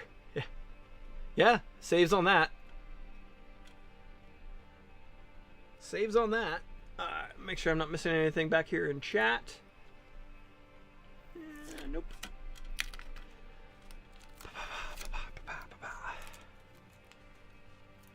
What do you do with a drunken sailor? Yeah, I love that song. Love that song. It's hard to turn off bad language, better not to start. Yeah, well, if somebody could have told 12-year-old me that, maybe. Growing up on construction job sites doesn't really lend to such a thing. Hey, 165 concurrent viewers. Let's drop some likes in the chat. We only got 82 likes. Half the folks in here haven't liked yet. Drop some likes, folks. Appreciate it. Appreciate all the support anyway. It's an excellent little Sunday morning stream. I think I really need to make a habit of doing this because it seems like we get really good turnout for folks over the pond and all of that. So, can I double like? Yeah, no, unfortunately not.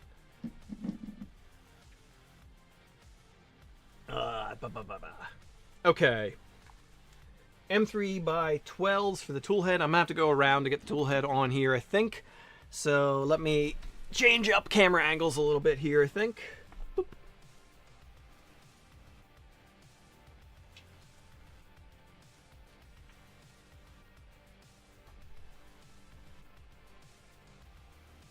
All right, get the toolhead on here. Move the microphone a little bit. Toolhead on. I gotta pop this cover off. Just gonna unplug this. Now, I want to kind of. There we go. All right, that's actually pretty straightforward. Wrong size.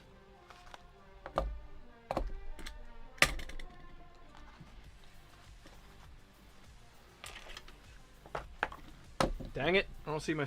Ah, here we go. There we go. Found my screw.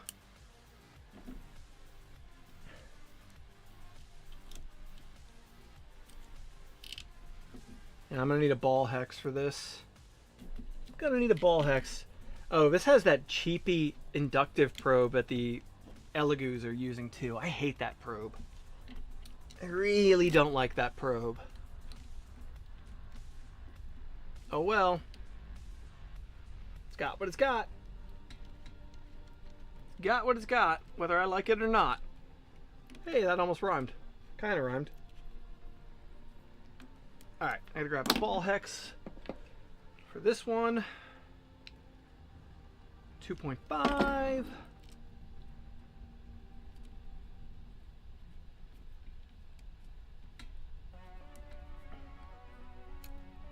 Alright, alright.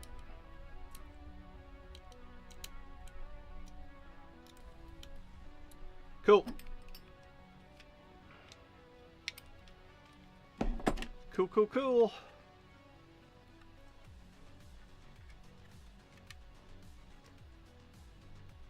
Now the cover can go back on.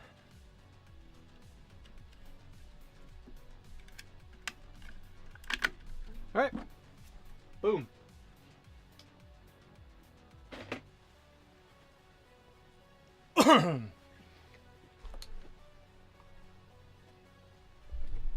It brings new term to the term Allen wrench. Yeah.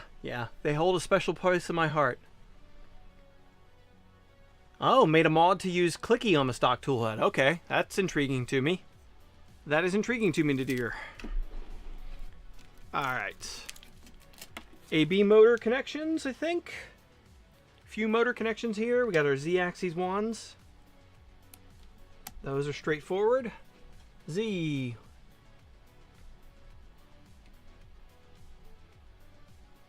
They'll be including the eddy sensor in the near future. That'd be a good idea.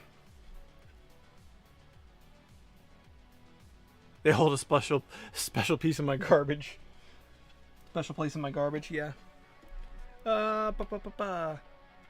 Okay.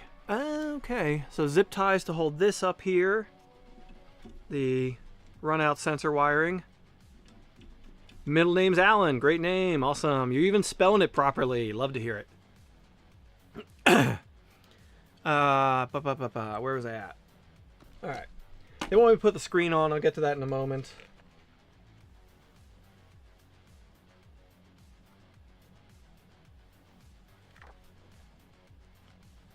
Wow, that is terrible.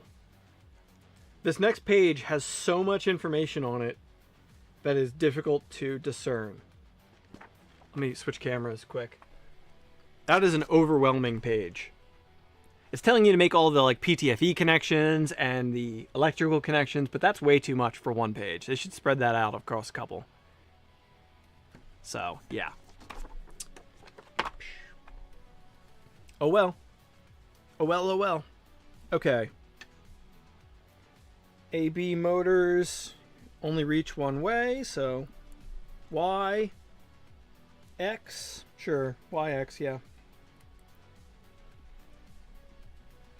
Just finished my first Voron build last night. Watching your streams and videos really inspired me.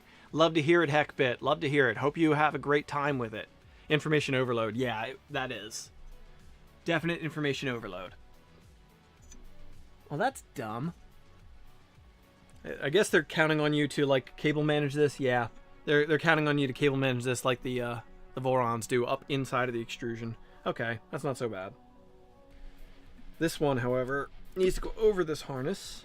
This is very, like, silicone-y wire. It's very flippy-floppy. Too much information. Yep, TMI. Very flippy-floppy. Okay, camera connection. Where does that go?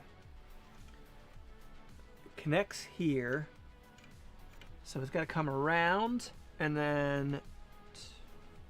Where are they expecting that to go?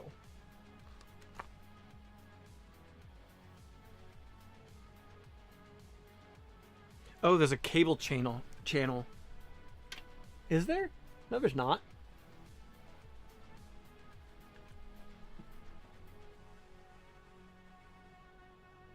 Weird. So they expect you to go up and around this, but there's no way to retain it. My streams have become some of your favorite. Love to hear it. They expect you to shove this camera cable kind of between the motor and the Z bracket. I don't love that. How much would would drag chains raise the budget? No idea. They're not expensive, but they would also have to extend the wiring on every machine too, so hard to say.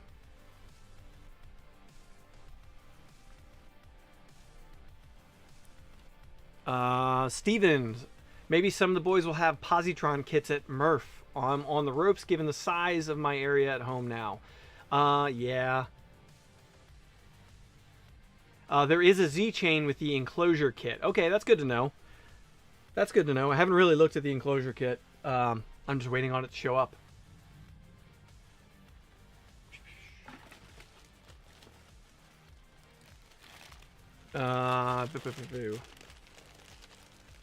Drag chains come with the enclosure. Okay. Good to know. Good to know. Did this not come with zip ties? Oh, there they are. There's like zip tie points, but I didn't see zip ties. Installation makes it tedious on manufacturing side. That makes sense. That does make sense.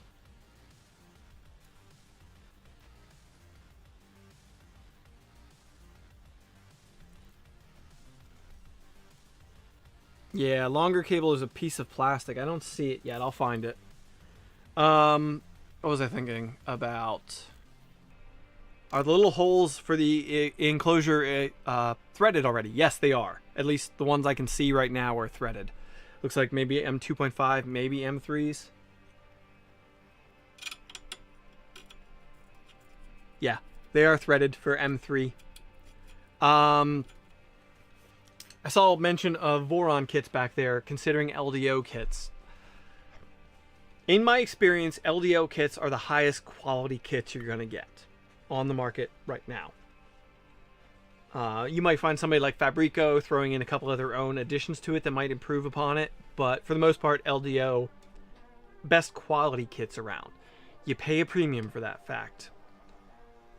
I wish they would improve their documentation. There's some things that I don't love about LDO kits, but I still like them better than every other kit I've ever tried, personally. So, if you can justify the price premium for an LDO kit, I recommend them. So, okay. Got that connected. I gotta find this retainer plastic piece. Don't see it in there. Oh, there it is. It's in the bottom of this box. Agreed on LDO kits, but cross documentation is problematic. Yes, I agree. That's one of my biggest complaints with LDO, is I really, really wish Jason would just pay somebody to sit down and roll all of their cross documentation stuff into a Voron manual. It can be done. Hire the people who write the Voron manual to do it. I really wish they would do that. So I think I've suggested it to Jason before. I should do it again. I can easily justify the price. I just can't afford it. Totally reasonable. Totally reasonable. I like self-sourcing, not because it's cheaper or better, but because I can do it like a payment plan. That's really reasonable. You know, I don't normally acknowledge that point, but that is a fair point.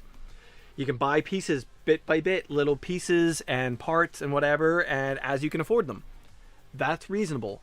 The problem I have with self-sourcing, biggest problem I have, is you often end up with extras of stuff like, oh, I need cable sleeving or something, and you end up with a ton of extra that you don't really need and you paid for, you know? So you do end up paying more in the end, I think, when it comes to self-sourcing. But that's a really solid, reasonable point on it. 175 folks in the chat. Welcome, folks. Welcome, welcome. You know, I went to a college graduation yesterday. Our intern graduated college yesterday. And so we went to the graduation. And one of the speakers, one of the kids, and shipping, yes. With self-sourcing, you end up paying more in tax and shipping because of the individual transactions. Totally accurate.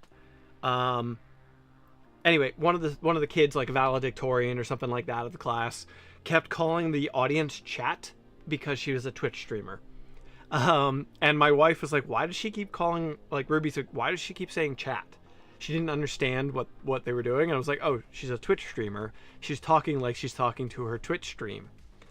And she's like, Ruby was like, that's dumb. And I was like, I looked at her and I said, you married a streamer. Like, I don't know what to tell you. Like, I think it's cute. Yeah. I thought it was cute. Okay. Camera harness is connected. A zip tie for this one.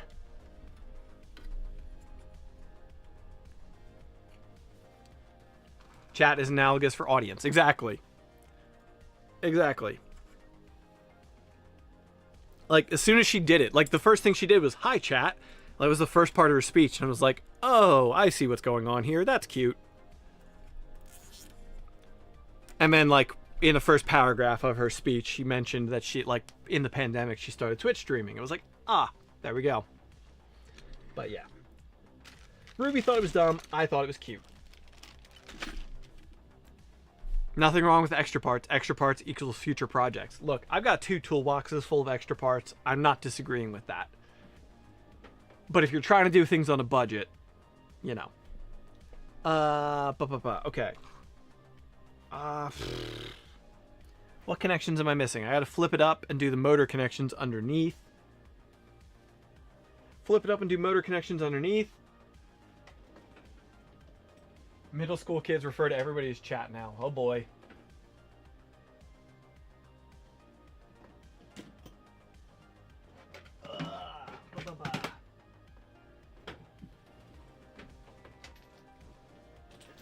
I mean, that's a bit of a fake it till you make it. You got the LED at the top. Yes, I got the top LED. I did that, but I didn't mention it. Yes, I did get that. It's a bit of a fake it till you make it. Hoping to be a streamer one day, so. Hoping to start streaming next month. Awesome. Okay, pull the protector off the camera. Now that we got this all in here, I think we're ready to make the Z motor connections, and then we can fire this thing up. I think.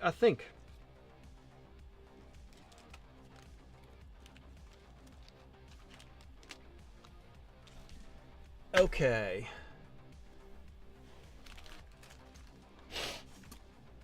I've got like 2 M4x30 screws left over. I hope I didn't miss something. Oh, you know what? I didn't tighten up these little countersunk screws.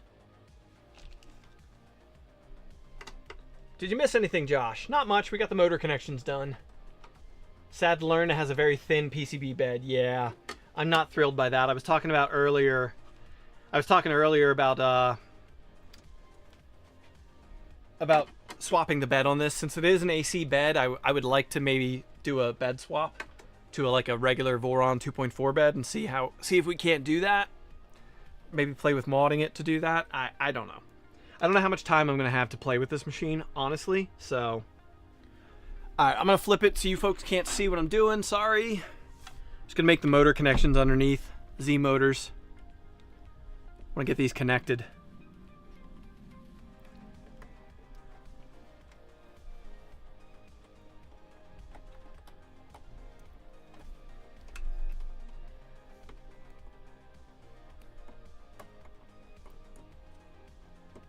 Alright. Z motor's made. Don't love the thin bed, but that probably chopped $100 off. Yeah, no, I agree. What does my gut tell me during assembly? Okay, that's a really good question, Josh. My gut says about this machine that I am impressed with, for an off-the-shelf machine, 117 minutes assembly, not too shabby while streaming. There's that. I'm impressed for an off-the-shelf machine, you know? Have they shipped any production units yet? I have no idea. I'm pretty sure some folks have production units, but I don't know for sure. I won't buy that printer. I won't buy that printer. You know, like, I'm not ready to recommend it by any means, but I will say for an off-the-shelf printer, it's feeling a lot like a Voron 2.4, minus screen. Yes, let's get the screen on.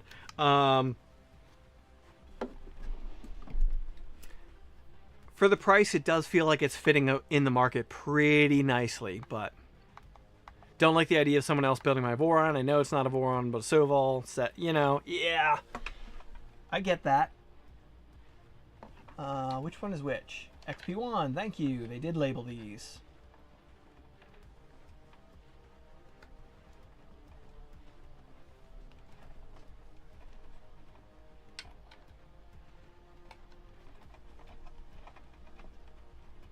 I like that it exists, but I'm not the audience. I kind of feel like that's my case too. I'm definitely not the audience for this. Next place, Large Lazy Susan. That's happening. That's a project on my list. That is happening. Yes. Is all XY machines Voron? That's weird. No.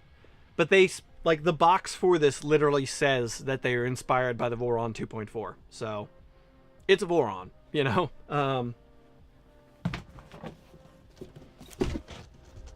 The box says our extension of Voron 2.4. So, yeah.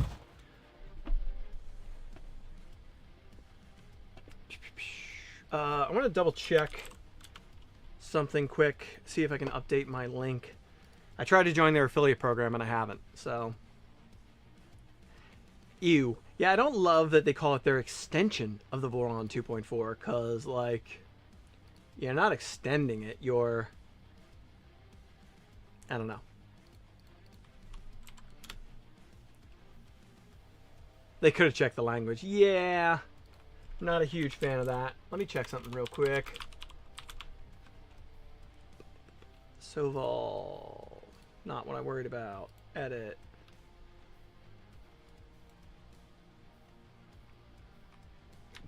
See.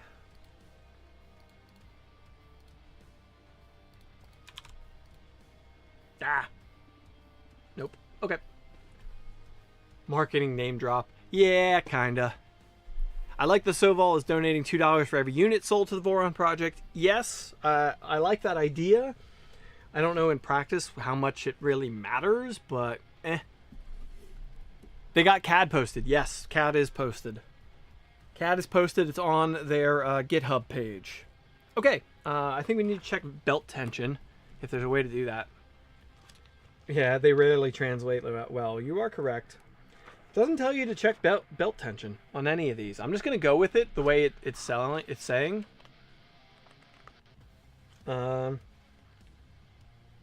Yeah, we're just going to run with it. Okay, we're ready to power on, I think. I think we're ready to power on. Let me grab a power cable quick. Use the one that came with it. Has ADXL, so you can use that. From Zombie Stream, it was good enough. Okay, cool.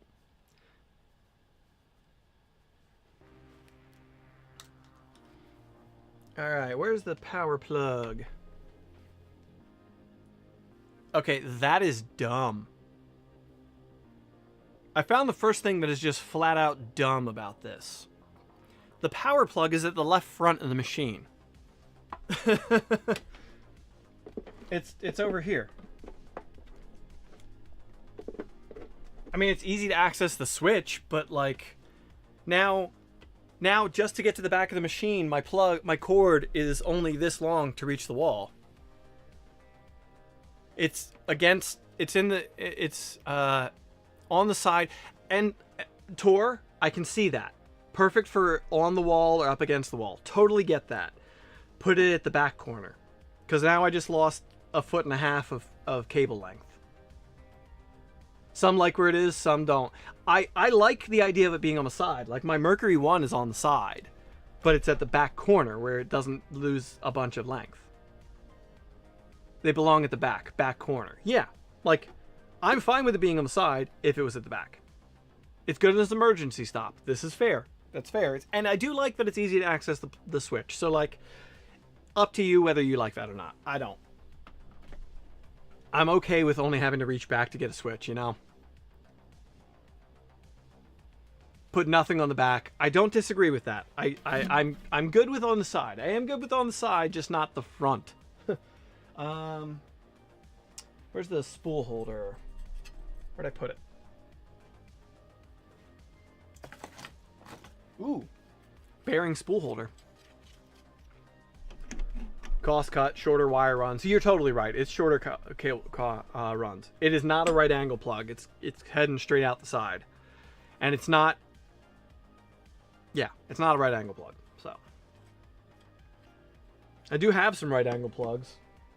I don't feel like taking them out, but I have some like the adapters to make it right angle. But whatever. Oh, I didn't realize it came with a spare heater block for the hot end, spare nozzle. So is that non-swappable nozzle? Oh, I assumed it was a nozzle that could be swapped, but it's not. Okay. Yet another... I guess we're getting desensitized to proprietary nozzles at this point. Still don't love it, but we're getting desensitized to it. All right.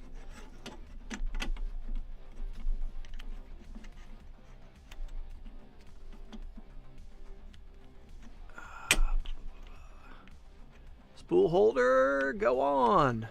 Why Why are you not going on?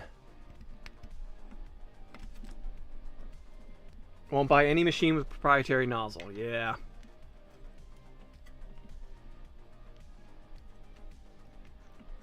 Why is this not going on here? Weird.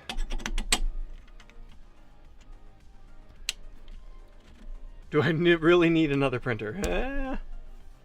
Okay. It doesn't show. I don't think it shows in the manual putting the PTFE tube in, does it? Oh, it does.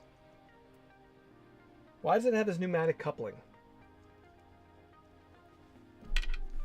It shows it going through here and then directly into the runout sensor, but they're not aligned at all. Oh, it's got to go this way. Still not perfectly aligned, but better. Still not perfectly aligned, but better.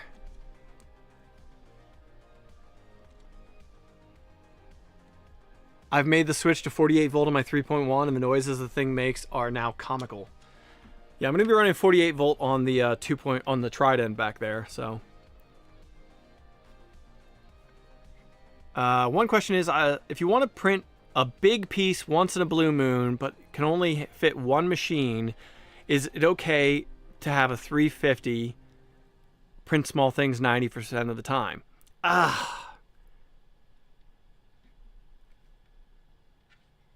You could pull the filament off after it goes through the runout sensor. Okay, I guess that makes sense. You can pop that off and feed filament or whatever. Okay. Where was I at? I don't have a good answer for that. I'm very much of the opinion, have a small machine, have a big machine, and use the big machine when you need it. That's really my opinion. The only thing, like, yeah, a 350 machine can print small things all day long, and it's going to be fine. It's just going to use a lot more energy than you need to. You know, you're going to be using a lot more power to heat up the bed on that machine than you need to. That's really it. It's kind of wasteful, but if you only have space or budget for one machine, then it's fine. When's the Trident going to be on stream again? Probably Tuesday. I think we'll be back to the Trident on Tuesday. Have everything in between. Yeah, wow. I wish. I wish everybody could. Okay. We are ready. Let's power this thing on. See if it goes pop. Have considered getting a Bambu A1 Mini. Yeah, I mean, honestly, an A1 Mini for small parts is fine. I don't like the cable strap for the PTFE tube and cable. Yeah. Yeah, I don't love these little clippy thingies. These little twisty dealies they want you to put on here to tie these together. Not a huge fan of that, but they work. All right. Oh, you know what I just realized? And that mainboard fan is still very loud.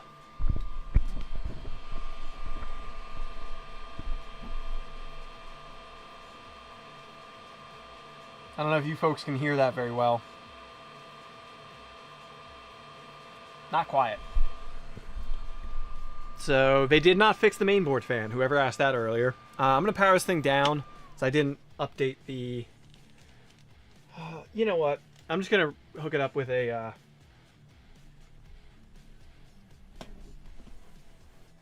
You can set it to be off when idle. Okay, that's cool. Should be from the factory, but that's cool.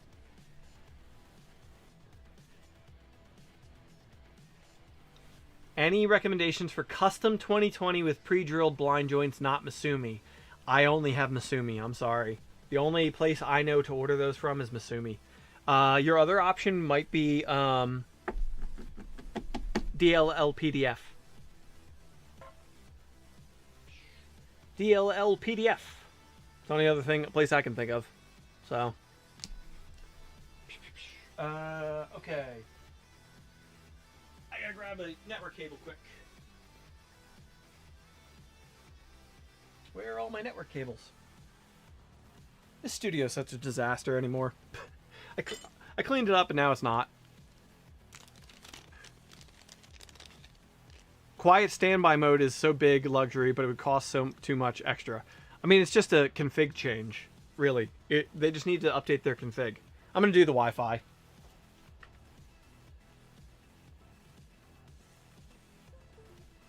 Plug the USB into the computer. Let's just update the Wi-Fi.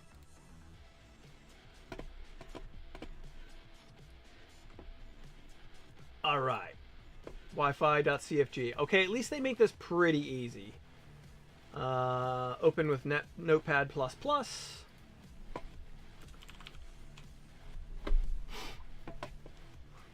Messy, but getting ready to move. Yeah, it's going to get messier as we get ready to move. Watched your studio makeover and love the idea of the fabric backdrop. As do I. I'm quite a fan. I think I'll probably revisit that when we move. Why not replace it with some good Noctuas? My concern with replacing it with a good Noctua would be the lack of cooling in there. Because a Noctua is going to have lower airflow, probably, than this loud fan. And there's only one fan in the electronics box cooling the main board and the PSUs. So, like, if I was modding it to add a couple of fans, sure. But it's kind of dumb. I wish it had a little more cooling going on in there. Okay. My SSID. And my password. They made this easy enough. I wish it was easier, but it could be worse. Okay. Eject this.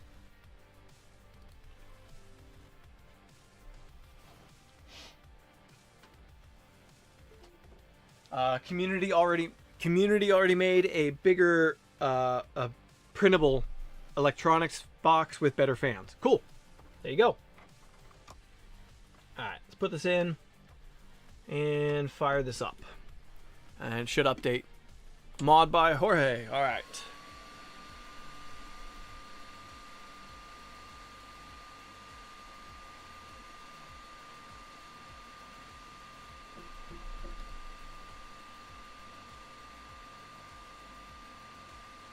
They are making an adapter for non-proprietary nozzles. That's good to hear. Ready for the startup? Yes. Welcome, Roland. Welcome.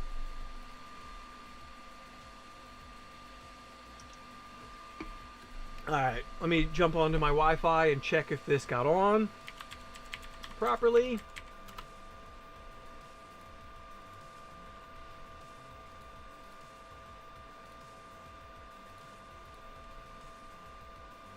Go to advanced, show IP. I know I can up there. I don't need to. I can do it right here. Unify OS. I adore Unify OS.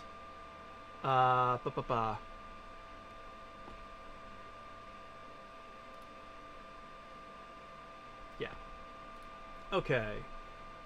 Studio Wi-Fi. Let's look for it quick.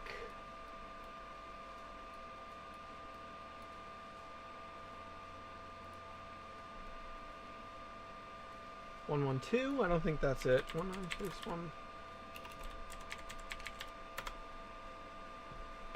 Nope. 201.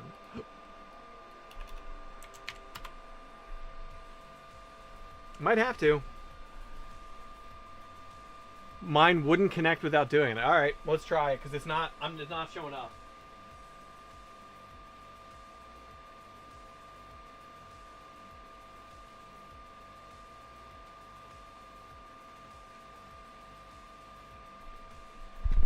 Let's check it out. Advanced, show IP. Ah, yeah, it might back 127001. That's weird.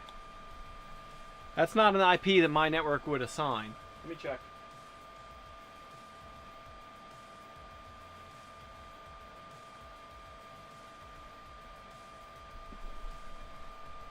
Let me check. That's localhost, no IP. Yeah. Alright, so it didn't update. Didn't update. Yep. Let me check if I did something wrong.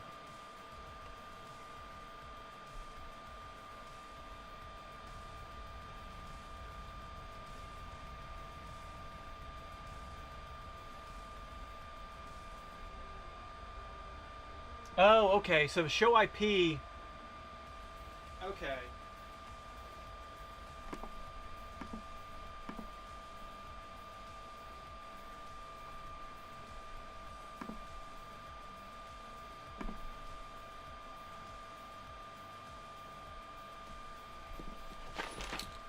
These instructions seem to indicate that this should update after it does that. Power on the machine, wait, blah, blah, blah. Show IP menu again, wait 5 to 8 seconds. Yeah, that's not working. That's not working.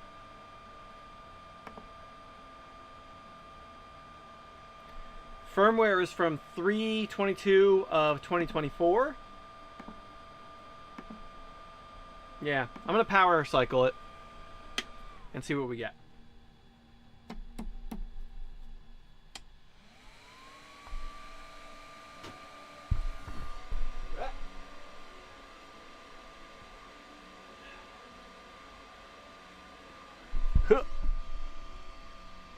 It has a 2.4 signal. It was a pain. I have a good strong 2.4 in this network, in this studio. Error.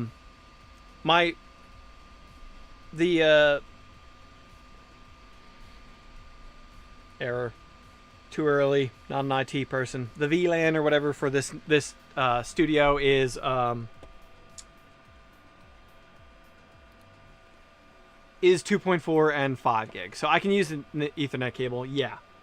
I'll switch to an Ethernet cable if this doesn't work after a power cycle. It's not showing up on my network, I don't think.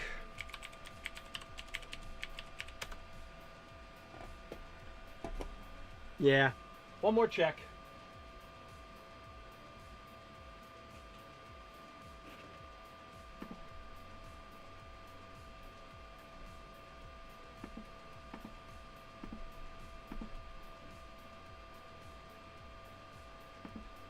Could also be where this...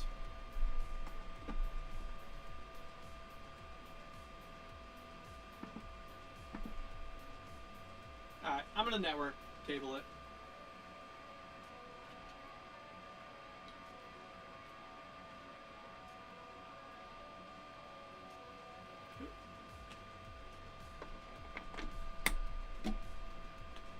I'll fight with the Wi-Fi later.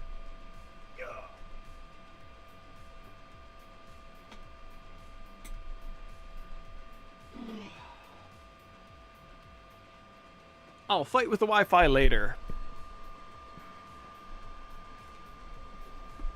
Is Clipper Screen already installed, Nadir? Is Clipper Screen installed default? There we are. 237. 192.168.1.237. Now I got it pulled up. Oh, and it uses mainsail. I love that.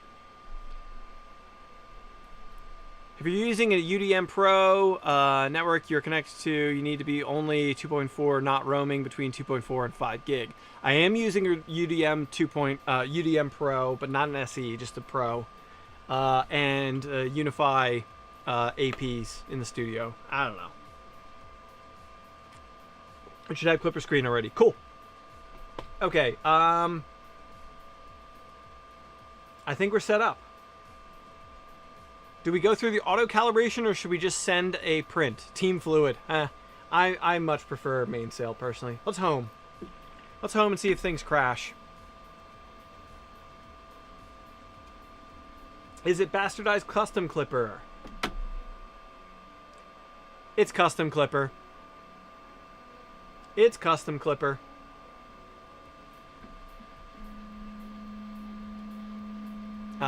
Auto calibration on a small screen, it will do input shaper. Okay, let's do auto calibration. Calibrate. Yep, all right. Always level first. Well, I want to make sure that, yeah. I want to make sure it's not crashing. It's dirty, yeah. I need to, in the next studio, I'm going to pay better attention to my network. Like, it's not custom clipper, it's clipper 12. The Clipper version is showing us 12 on the MCUs, but not on the host, I guess it's Clipper 12. There's no update setup. Whatever. I think it might be Clipper 12, but it's their own custom Clipper 12, it looks like. Don't update, it'll break it. Okay. So, the next studio... In the next studio, I'm going to create a VLAN just for machines that'll be 2.4 only. And, you know, a separate network. Especially because, like, a lot of these machines, I'm just throwing random... I'm throwing random, like, Chinese hardware onto my network all the time. And I really need to stop doing that. So, like, I'm going to create a dedicated VLAN in the next studio just for machines and such, but whatever.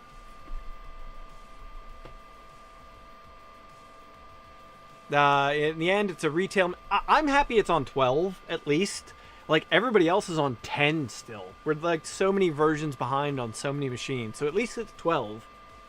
At least it's Clipper 0.12. Okay, where was I at?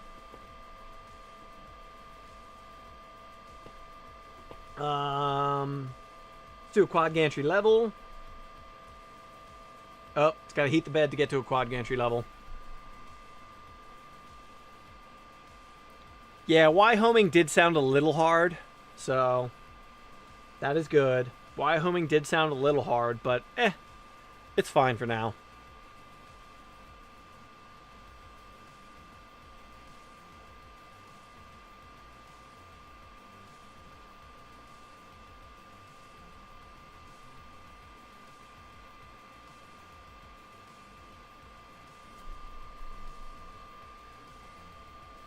Camera looks okay.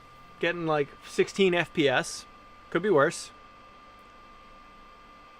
Nero discovered there's no kick setting on the fans. That's lovely. Is it using switches or centerless? Ella, it's using centerless. It is using centerless homing. Keep in mind, custom injection molding if you break one. True, true. But honestly, I'd like to see it break. Realistically, I try using Unify Network. You can create a custom VLAN. Yeah, that's what I'll do. I'm gonna pay better attention to my network in the next studio. I don't like centerless homing. I'm not a big fan of it. But if it breaks something, isn't that part of my review process? You know.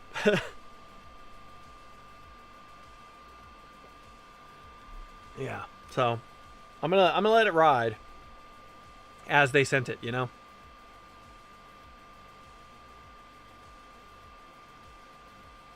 Z offset calibration is pretty much run. QGL, wow, that moved fast.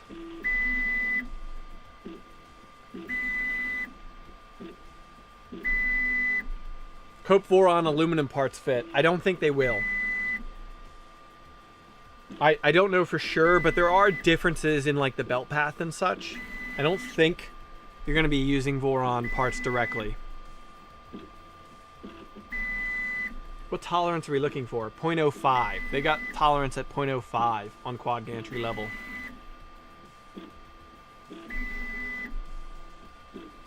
God, that's too fast. They're not helping themselves going that fast on a QGL.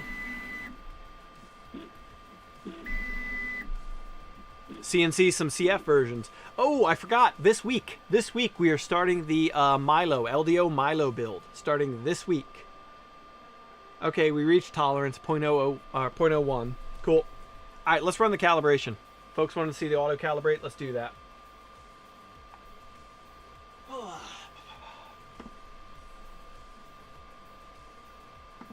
That's not it. Advanced auto calibrate.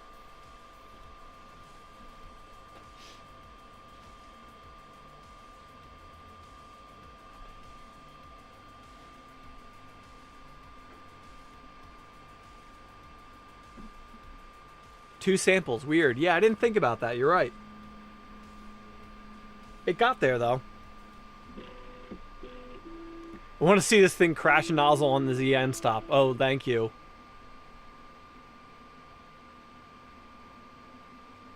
Waiting to see if we get selected for the rat rig end mill beta. Cool. I thought about talking to the folks at Rat Rig about their mill, but I'm going to be building a Milo. So, Daniel Modbot and I are going to be joint streaming the first episode of our Milo builds. So this Wednesday, when Daniel goes live, I will be live too. I don't know if I should be announcing that because we haven't worked out all the details yet. But yeah.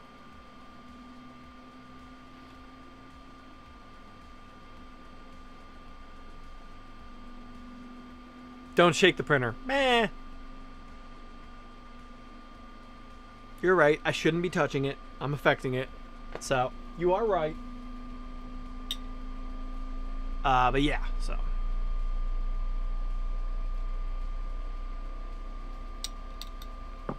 Firmware update to fix the offset.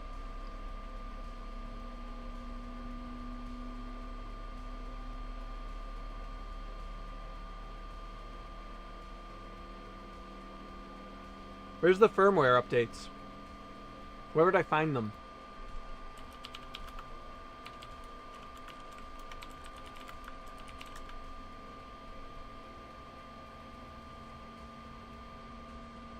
Quit leaking secrets. Yeah, well. That's half the fun of stream, right? Slip-ups. That's why people watch.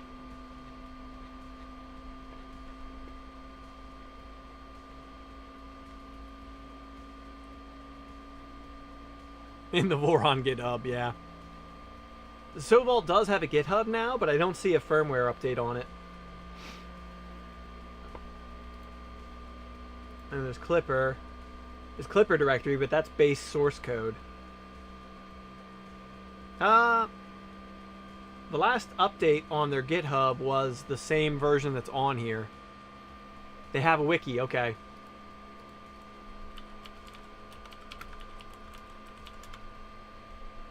.3D printer wiki. There we go. Thank you. See, and this stuff is... I couldn't find that from their website. I didn't find their GitHub, nor did I find their... I didn't find their GitHub nor their wiki, so that should be made easier. Does look like there was probably a firmware update in... No?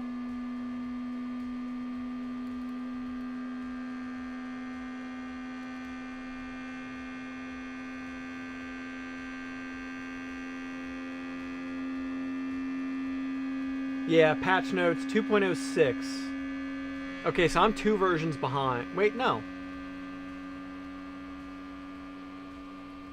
I am 2 versions behind. My machine is 2 versions behind, but...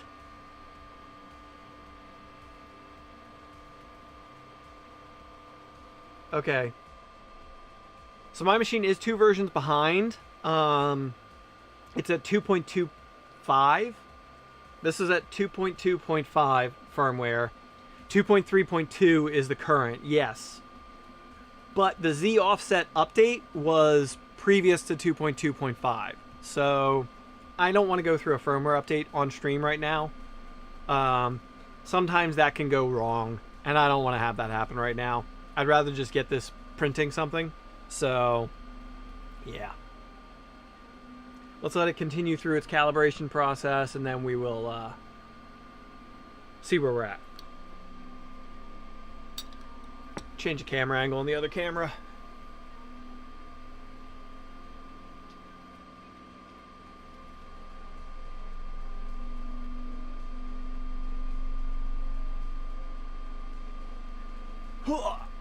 What filament will I use? I mean, Polymaker. Thank you to Polymaker for being the filament supporter of the Mandic Really and Mandic Labs channels. Can we get red filament? Sure. What will we use? Let's go with this.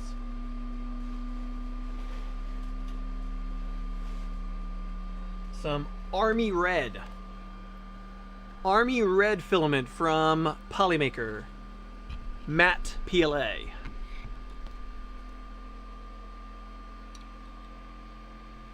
The red should be a good contrast on the black and blue.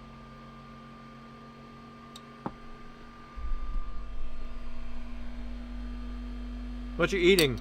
Oatmeal. Oatmeal.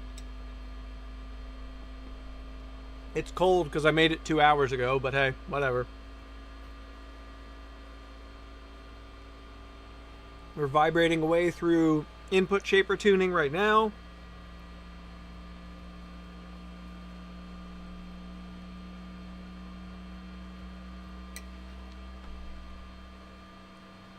That mainboard fan is so annoyingly loud.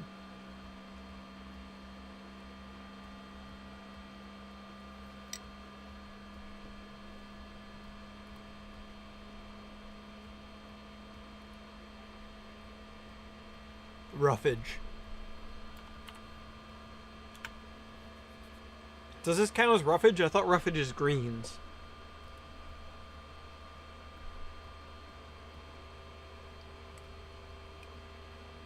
Fuzzy Tomato Head, welcome! You missed assembly.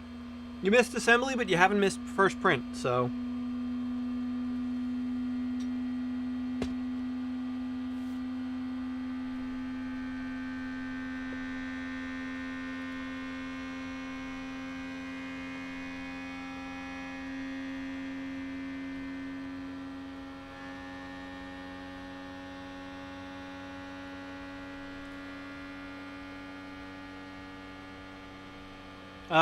You've been thumped. What hot end are you using? You're looking for 60 millimeters.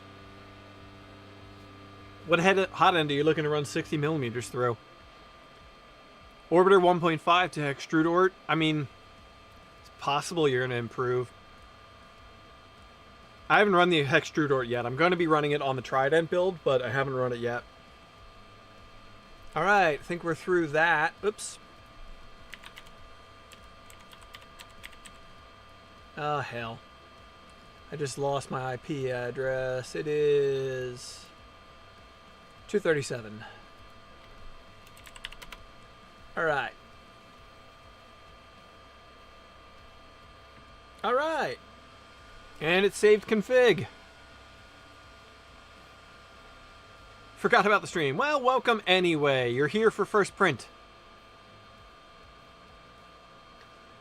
Still don't understand why they use... Oh, UHF Dragon. Okay, yeah, you got possibility of hitting 60. Might be asking a lot, but worth a shot. Missed streams. Honestly, I haven't been streaming a lot since Rocky Mountain kind of like threw everything for a loop for me. So I'm just looking back at my at the vibration information from Input Shaper. Okay, it went with MZV on X and Y axes. MZV Input Shaper, which recommended 5,700 acceleration on Y axis and 5,700 on Y axis.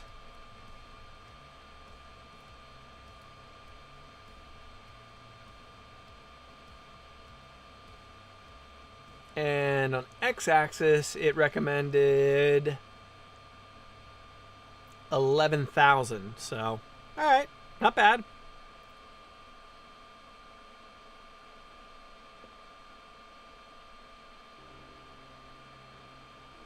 Stock Input Shaper or Shake and Tune. I've been running Shake and Tune on my machines lately. This is totally stock, how it ships. So, how do you set two different acceleration values in Orca? You don't. I think you have to run Danger Clipper to run different accelerations on X and Y axes. So, you don't. Okay. We've run the auto calibration. I guess we're going to run a print now. We got to do the Z offset. So let me get some filament loaded up here.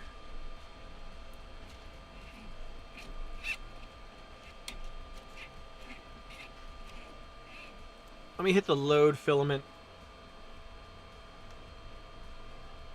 Cut.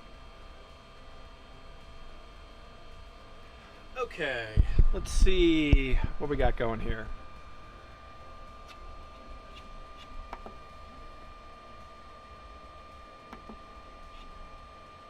Preheat PLA.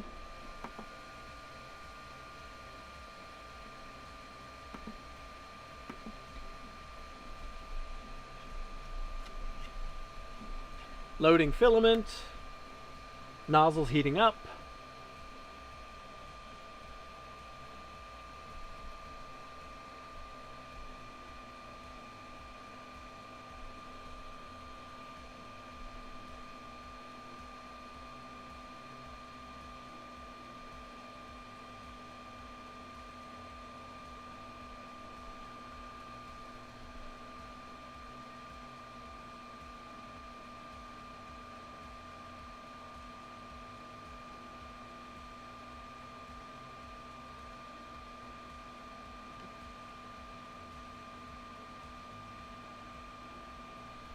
Made it just in time, Gyro. Welcome, welcome.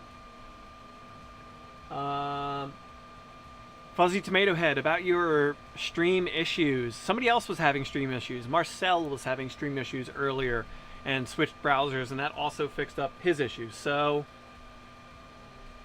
all right, we're loading filament. Seems like it gripped pretty easy. Yep, already a little bit of pink coming out of there, so looks like we're loaded up. Cool. Cool, cool, cool. All right. Now let's do the calibration.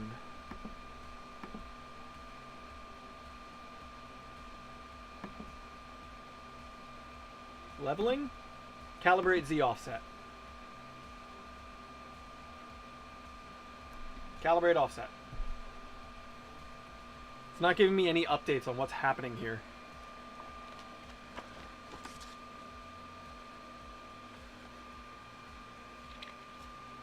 What am I missing? Calibrate offset. Warm heat bed. Home XYZ. Heat up nozzle. Clean nozzle. Do Z offset. Do mesh level. Print the leveling test. Okay. So it's going to print.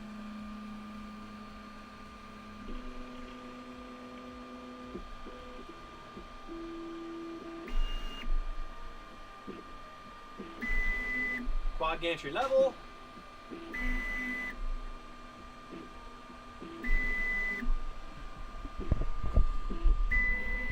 So far, very easy machine. Yeah, and the instructions are guiding me through this, so like, so far so good.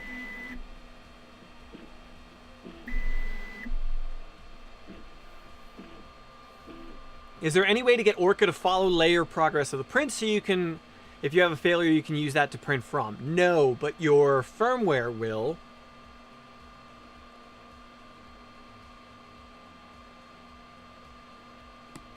Your firmware will follow, yeah.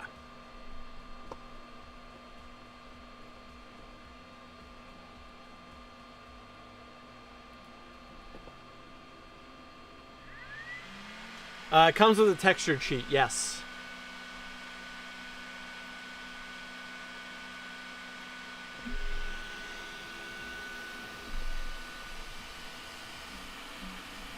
Now it's wiping the nozzle.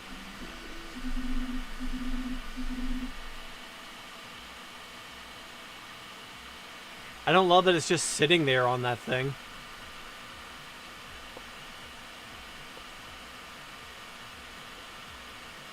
Oh, it's cooling off. So it's just sitting against that silicone cooling off. That's a little weird.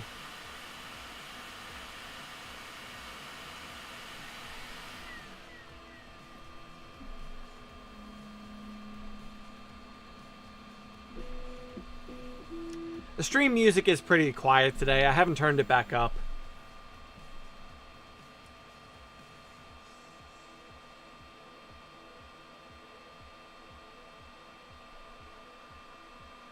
All right, now it's bouncing off that load cell at the back.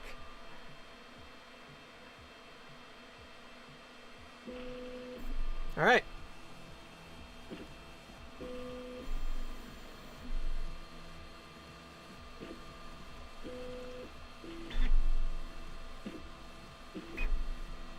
Where do you find that, by the way? What do you mean, the music? Fuzzy? If you mean the music, you find it on... Error. God damn it. Backing track. Backingtrack.gg. Backingtrack.gg. That's it. Yeah, why is it doing camp? It also blobbed in the front corner here, I just saw.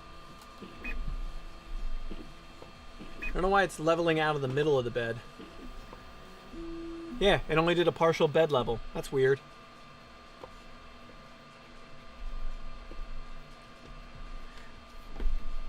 Oh, I guess that's where it's going to do. What size is the bed sheet? Good question. Let me find a tape measure. Yeah.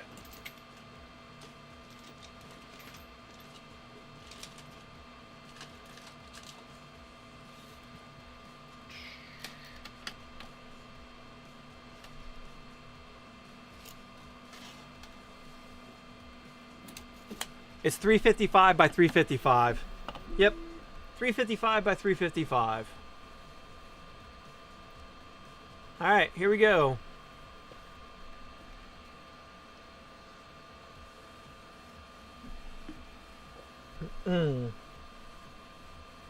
That's a heck of a purge line. Don't you have the cat up? No, I don't have the cat up right now. I didn't bother pulling it up.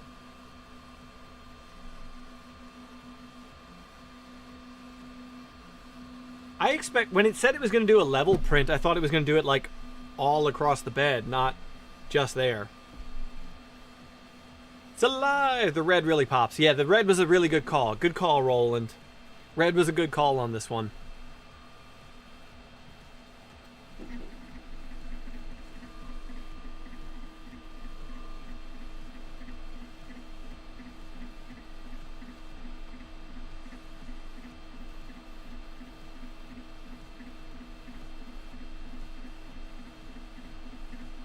Matches the Ethernet cable. Yeah, it kind of does.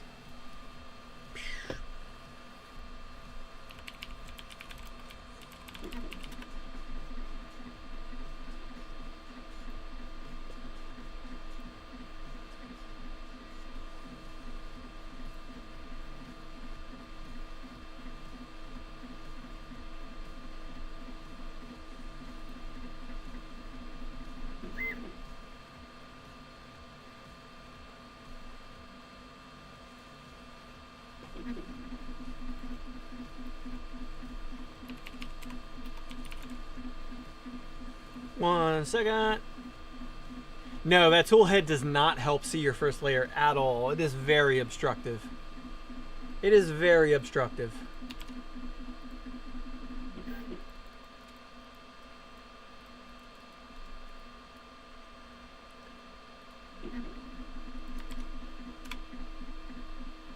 Includes a 12-minute benchy on the USB stick. Yeah, we'll do that after this. 12-minute benchy after this.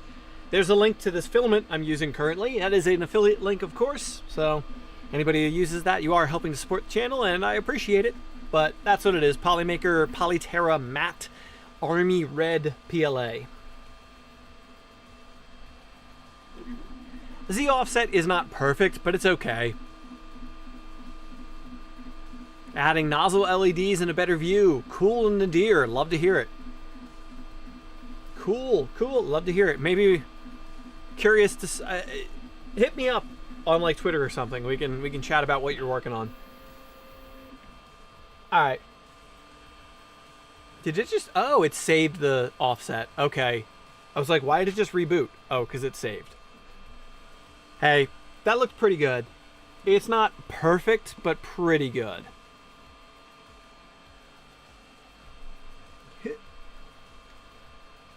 Not perfect, but pretty darn good. It didn't save the height map, though. If you slow down the probing, it becomes better. Good to know. Yeah, I think the quad gantry leveling probing is way too fast as well. But, yeah. Okay, let's do a 12-minute benchy. Hit me up on Instagram. Cool, thank you. All right, let's do a 12-minute benchy. Print time.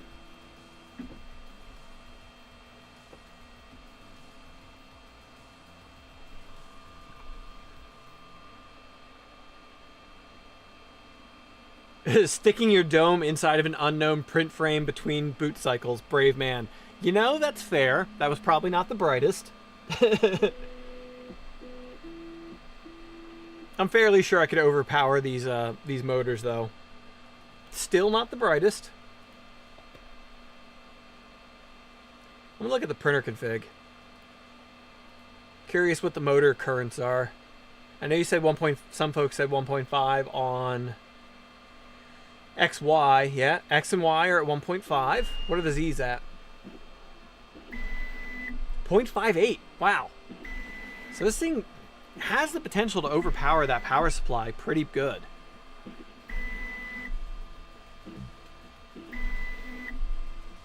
Would it make for a cool story to explain the scarring? Yeah, I got bit by the Sovol. Passing 45 millimeters. Awesome. Yeah, I think 60 might be a high. Are you running a high flow nozzle like a CHT with that Dragon? So I feel like 60 might be a high target.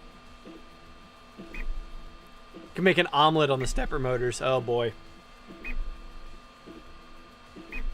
Yeah, there's not enough clearance underneath of them to put there's not enough clearance under them to put on some next model Sovol guillotine to put coolers on them.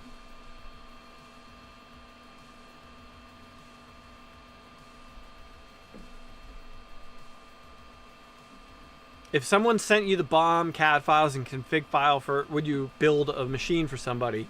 Like, I know some people offer that as a service. I would be open to doing it, for sure. I just don't know that I have the time to do it in a justifiable price point, is my concern. So, hard to say. I'd be open to the idea. Come on! We got... Honestly, I would like this to be like a 3-hour stream, and this is a 12-minute benchy. We might hit a 3-hour stream with the end of this benchy. We'll see. We shall see. If it turns out okay. Oh, like testing out a printer, building it for the sake of testing it and work out bugs. No. Honestly, I've done beta testing before. Like my Magneto X is a beta unit. Honestly, beta testing takes too much time and it takes away from my work. And that's what pays my bills. So I would love to be able to do that stuff, but honestly, I can't really afford to do it. It's just how it ends up. I probably won't accept beta unit printers in the future.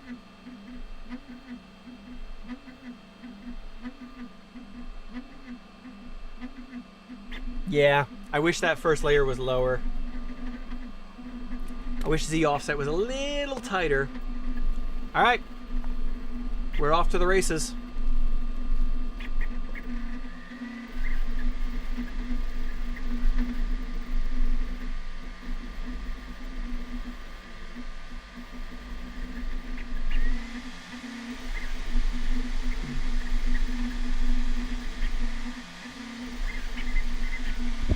Would I recommend getting a touchpad or sticking with the screen it has? I would recommend a touch screen personally.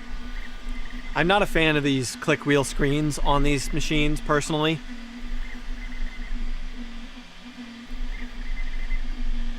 Do I have a laser? Yeah, let me check if I have an IR laser.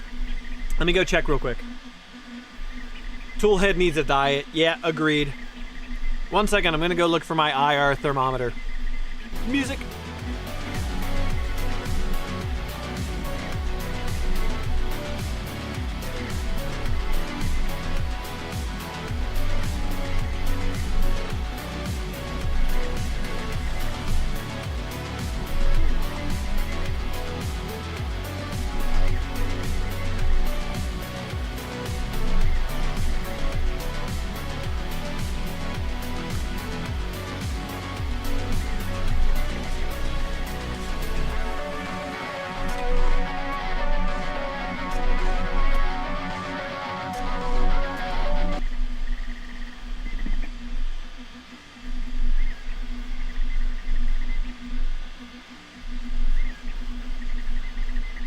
Plan on painting yours, yeah.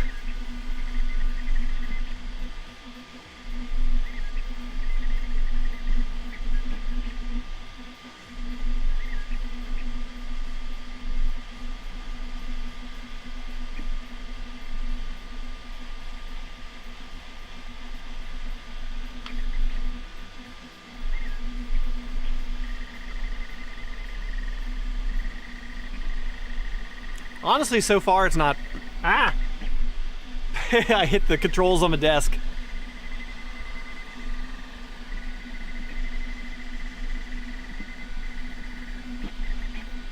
It's a requirement to have a wobbly table. Yeah, you're not wrong.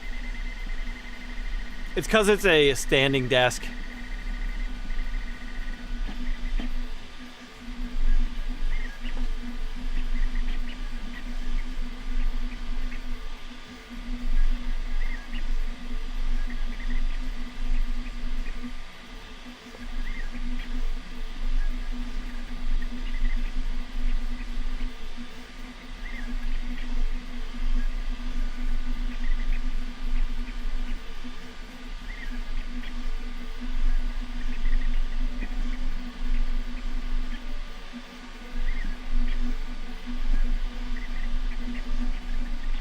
They should have called it the Voron 2.4. Sovol likes to hide nozzles, yeah. Wow, the cooling on this is shockingly better than I expected. The bow of the benchy is looking a lot better than I thought it would.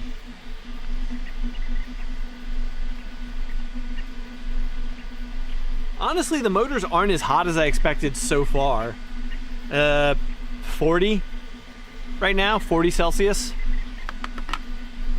Proprietary nozzle is the biggest drawback right now, yeah. I don't disagree with that. I don't disagree with that.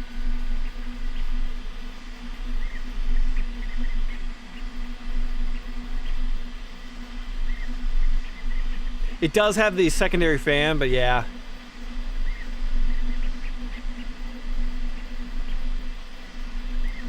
Was expecting 55 to 60 for the steppers, yeah.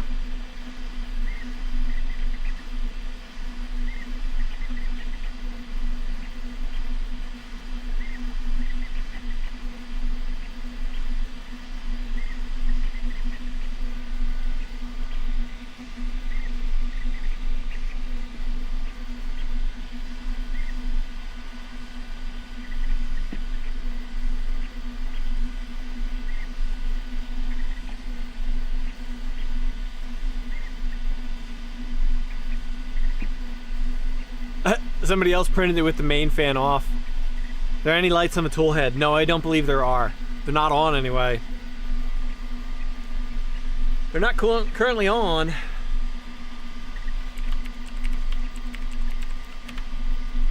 I don't think there are, so.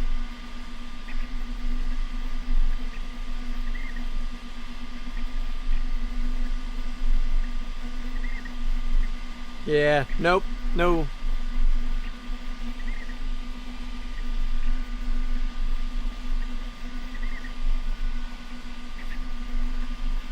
Julie, hello, hello, welcome, welcome.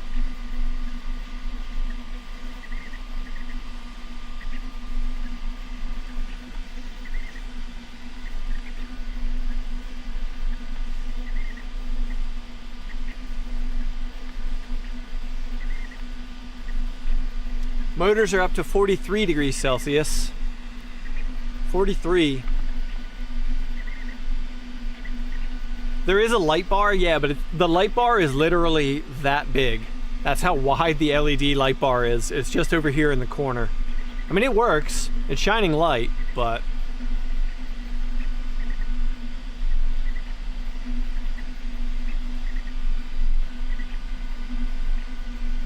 Shouldn't you be able to mount a Voron tool head and extruder? No, the carriage plate is different.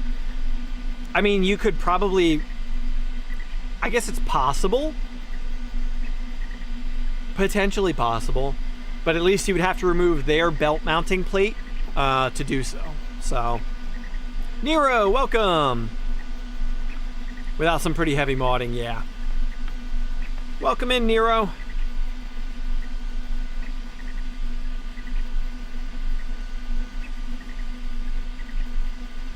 How's the camera? It's sitting at 6 FPS right now, and it looks fine. Granted, it's like, you know, very bright in here right now, so a little hard to say on that front. Let me screen share.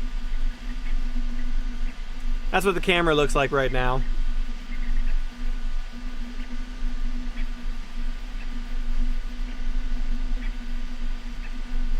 Could be worse. Could be worse. I've seen worse, that's for sure.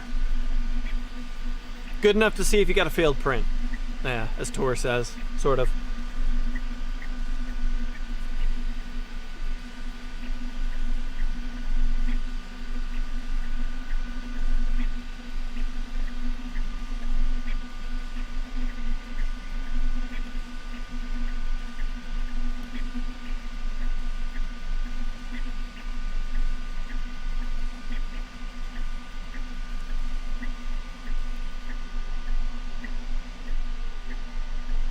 Close enough. Yeah, close enough. I got your meaning. I got your meaning across. Hey, it's Tor. Hey, it's Tor.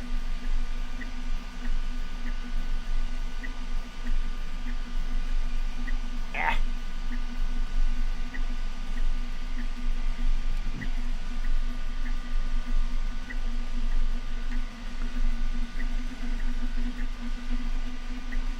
All right, coming down the home stretch of this benchy. Getting to the roof soon. Almost there. How'd assembly go on this? Honestly, relatively painless. The instructions weren't the best. They were kind of confusing. Instructions were a little annoying, a little confusing. Roped into helping move furniture. All right, John, thanks for being here. Appreciate you stopping by. Looks good with no tuning on the filament. Yeah.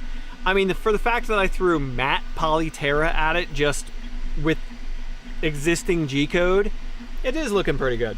It's looking pretty darn good.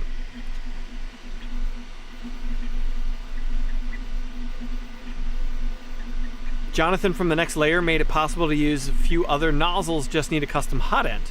Interesting. Did he work with like PCBWay on that or something? I haven't seen that. Looks promising as a platform. I mean, I'm not expecting this to be a Voron replacement by any means, but I don't know. An option for folks who aren't ready or willing to build a machine. I can see that.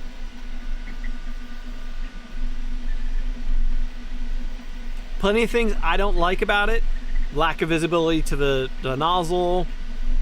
The injection, like the lack of pivot points at the Z-axis, I'm not a big fan of, but you know, it'll work in a pinch. Yeah. Dr. Galvani Philo MD, welcome. Sorry if I mispronounced your name, I'm terrible.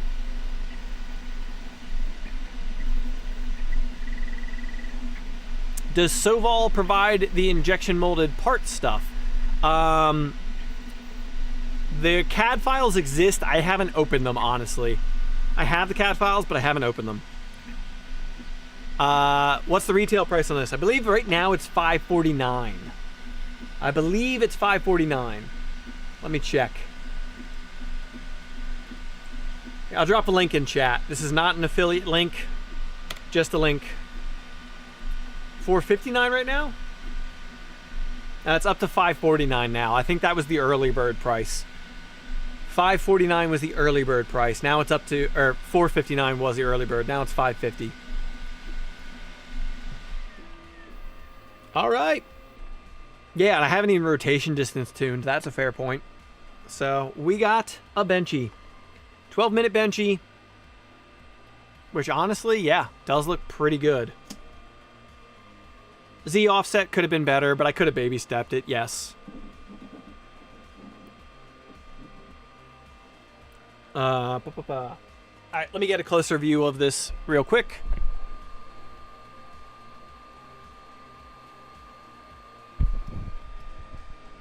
Let's take a closer look.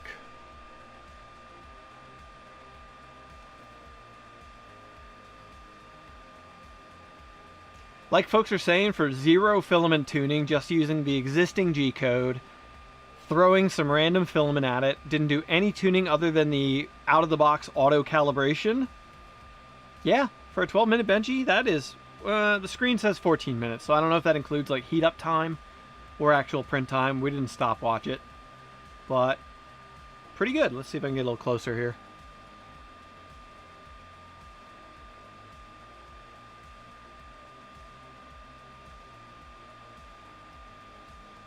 Pretty good, pretty good, pretty good.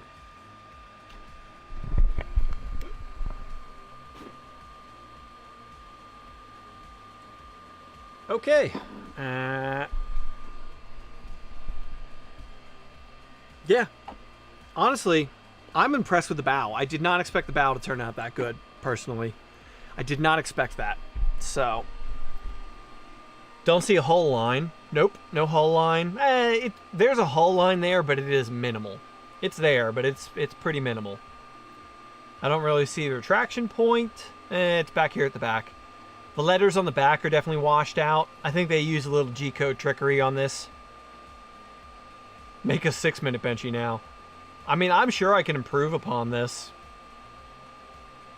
But I don't have this machine loaded up in my, I don't have it loaded up in Orca Slicer yet.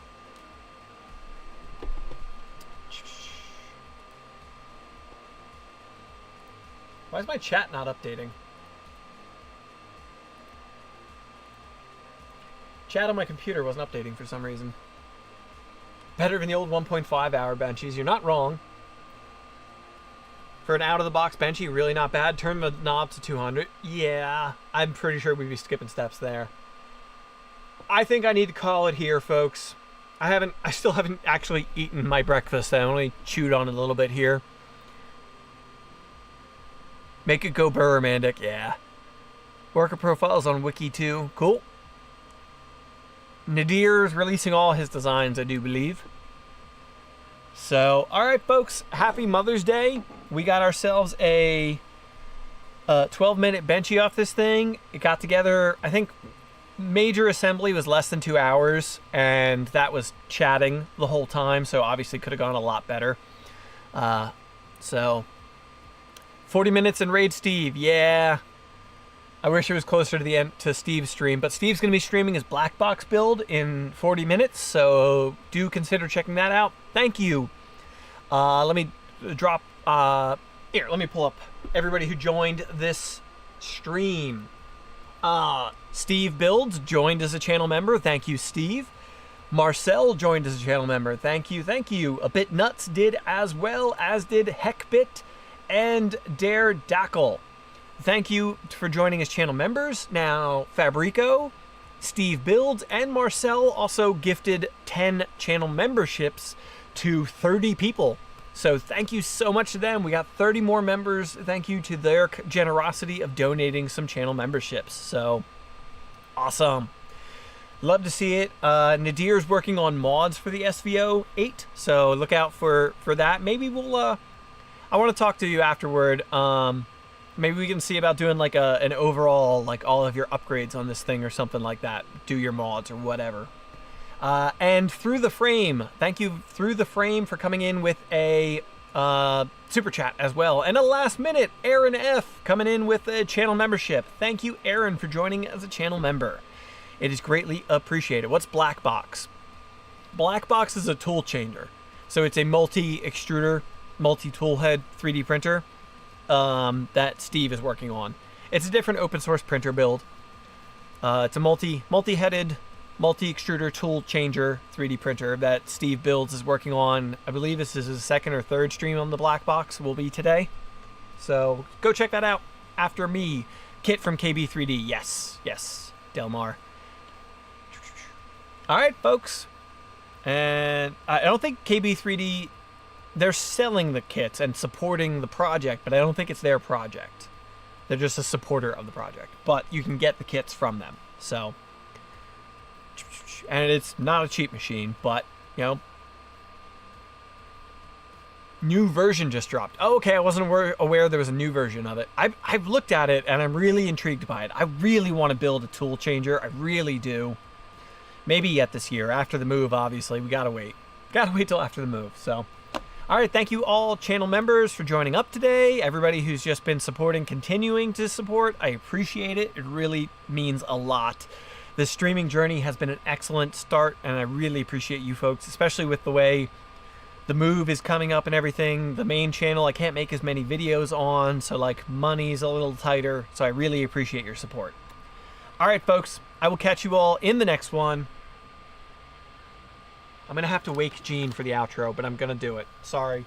Sorry, Jean. Baby girl.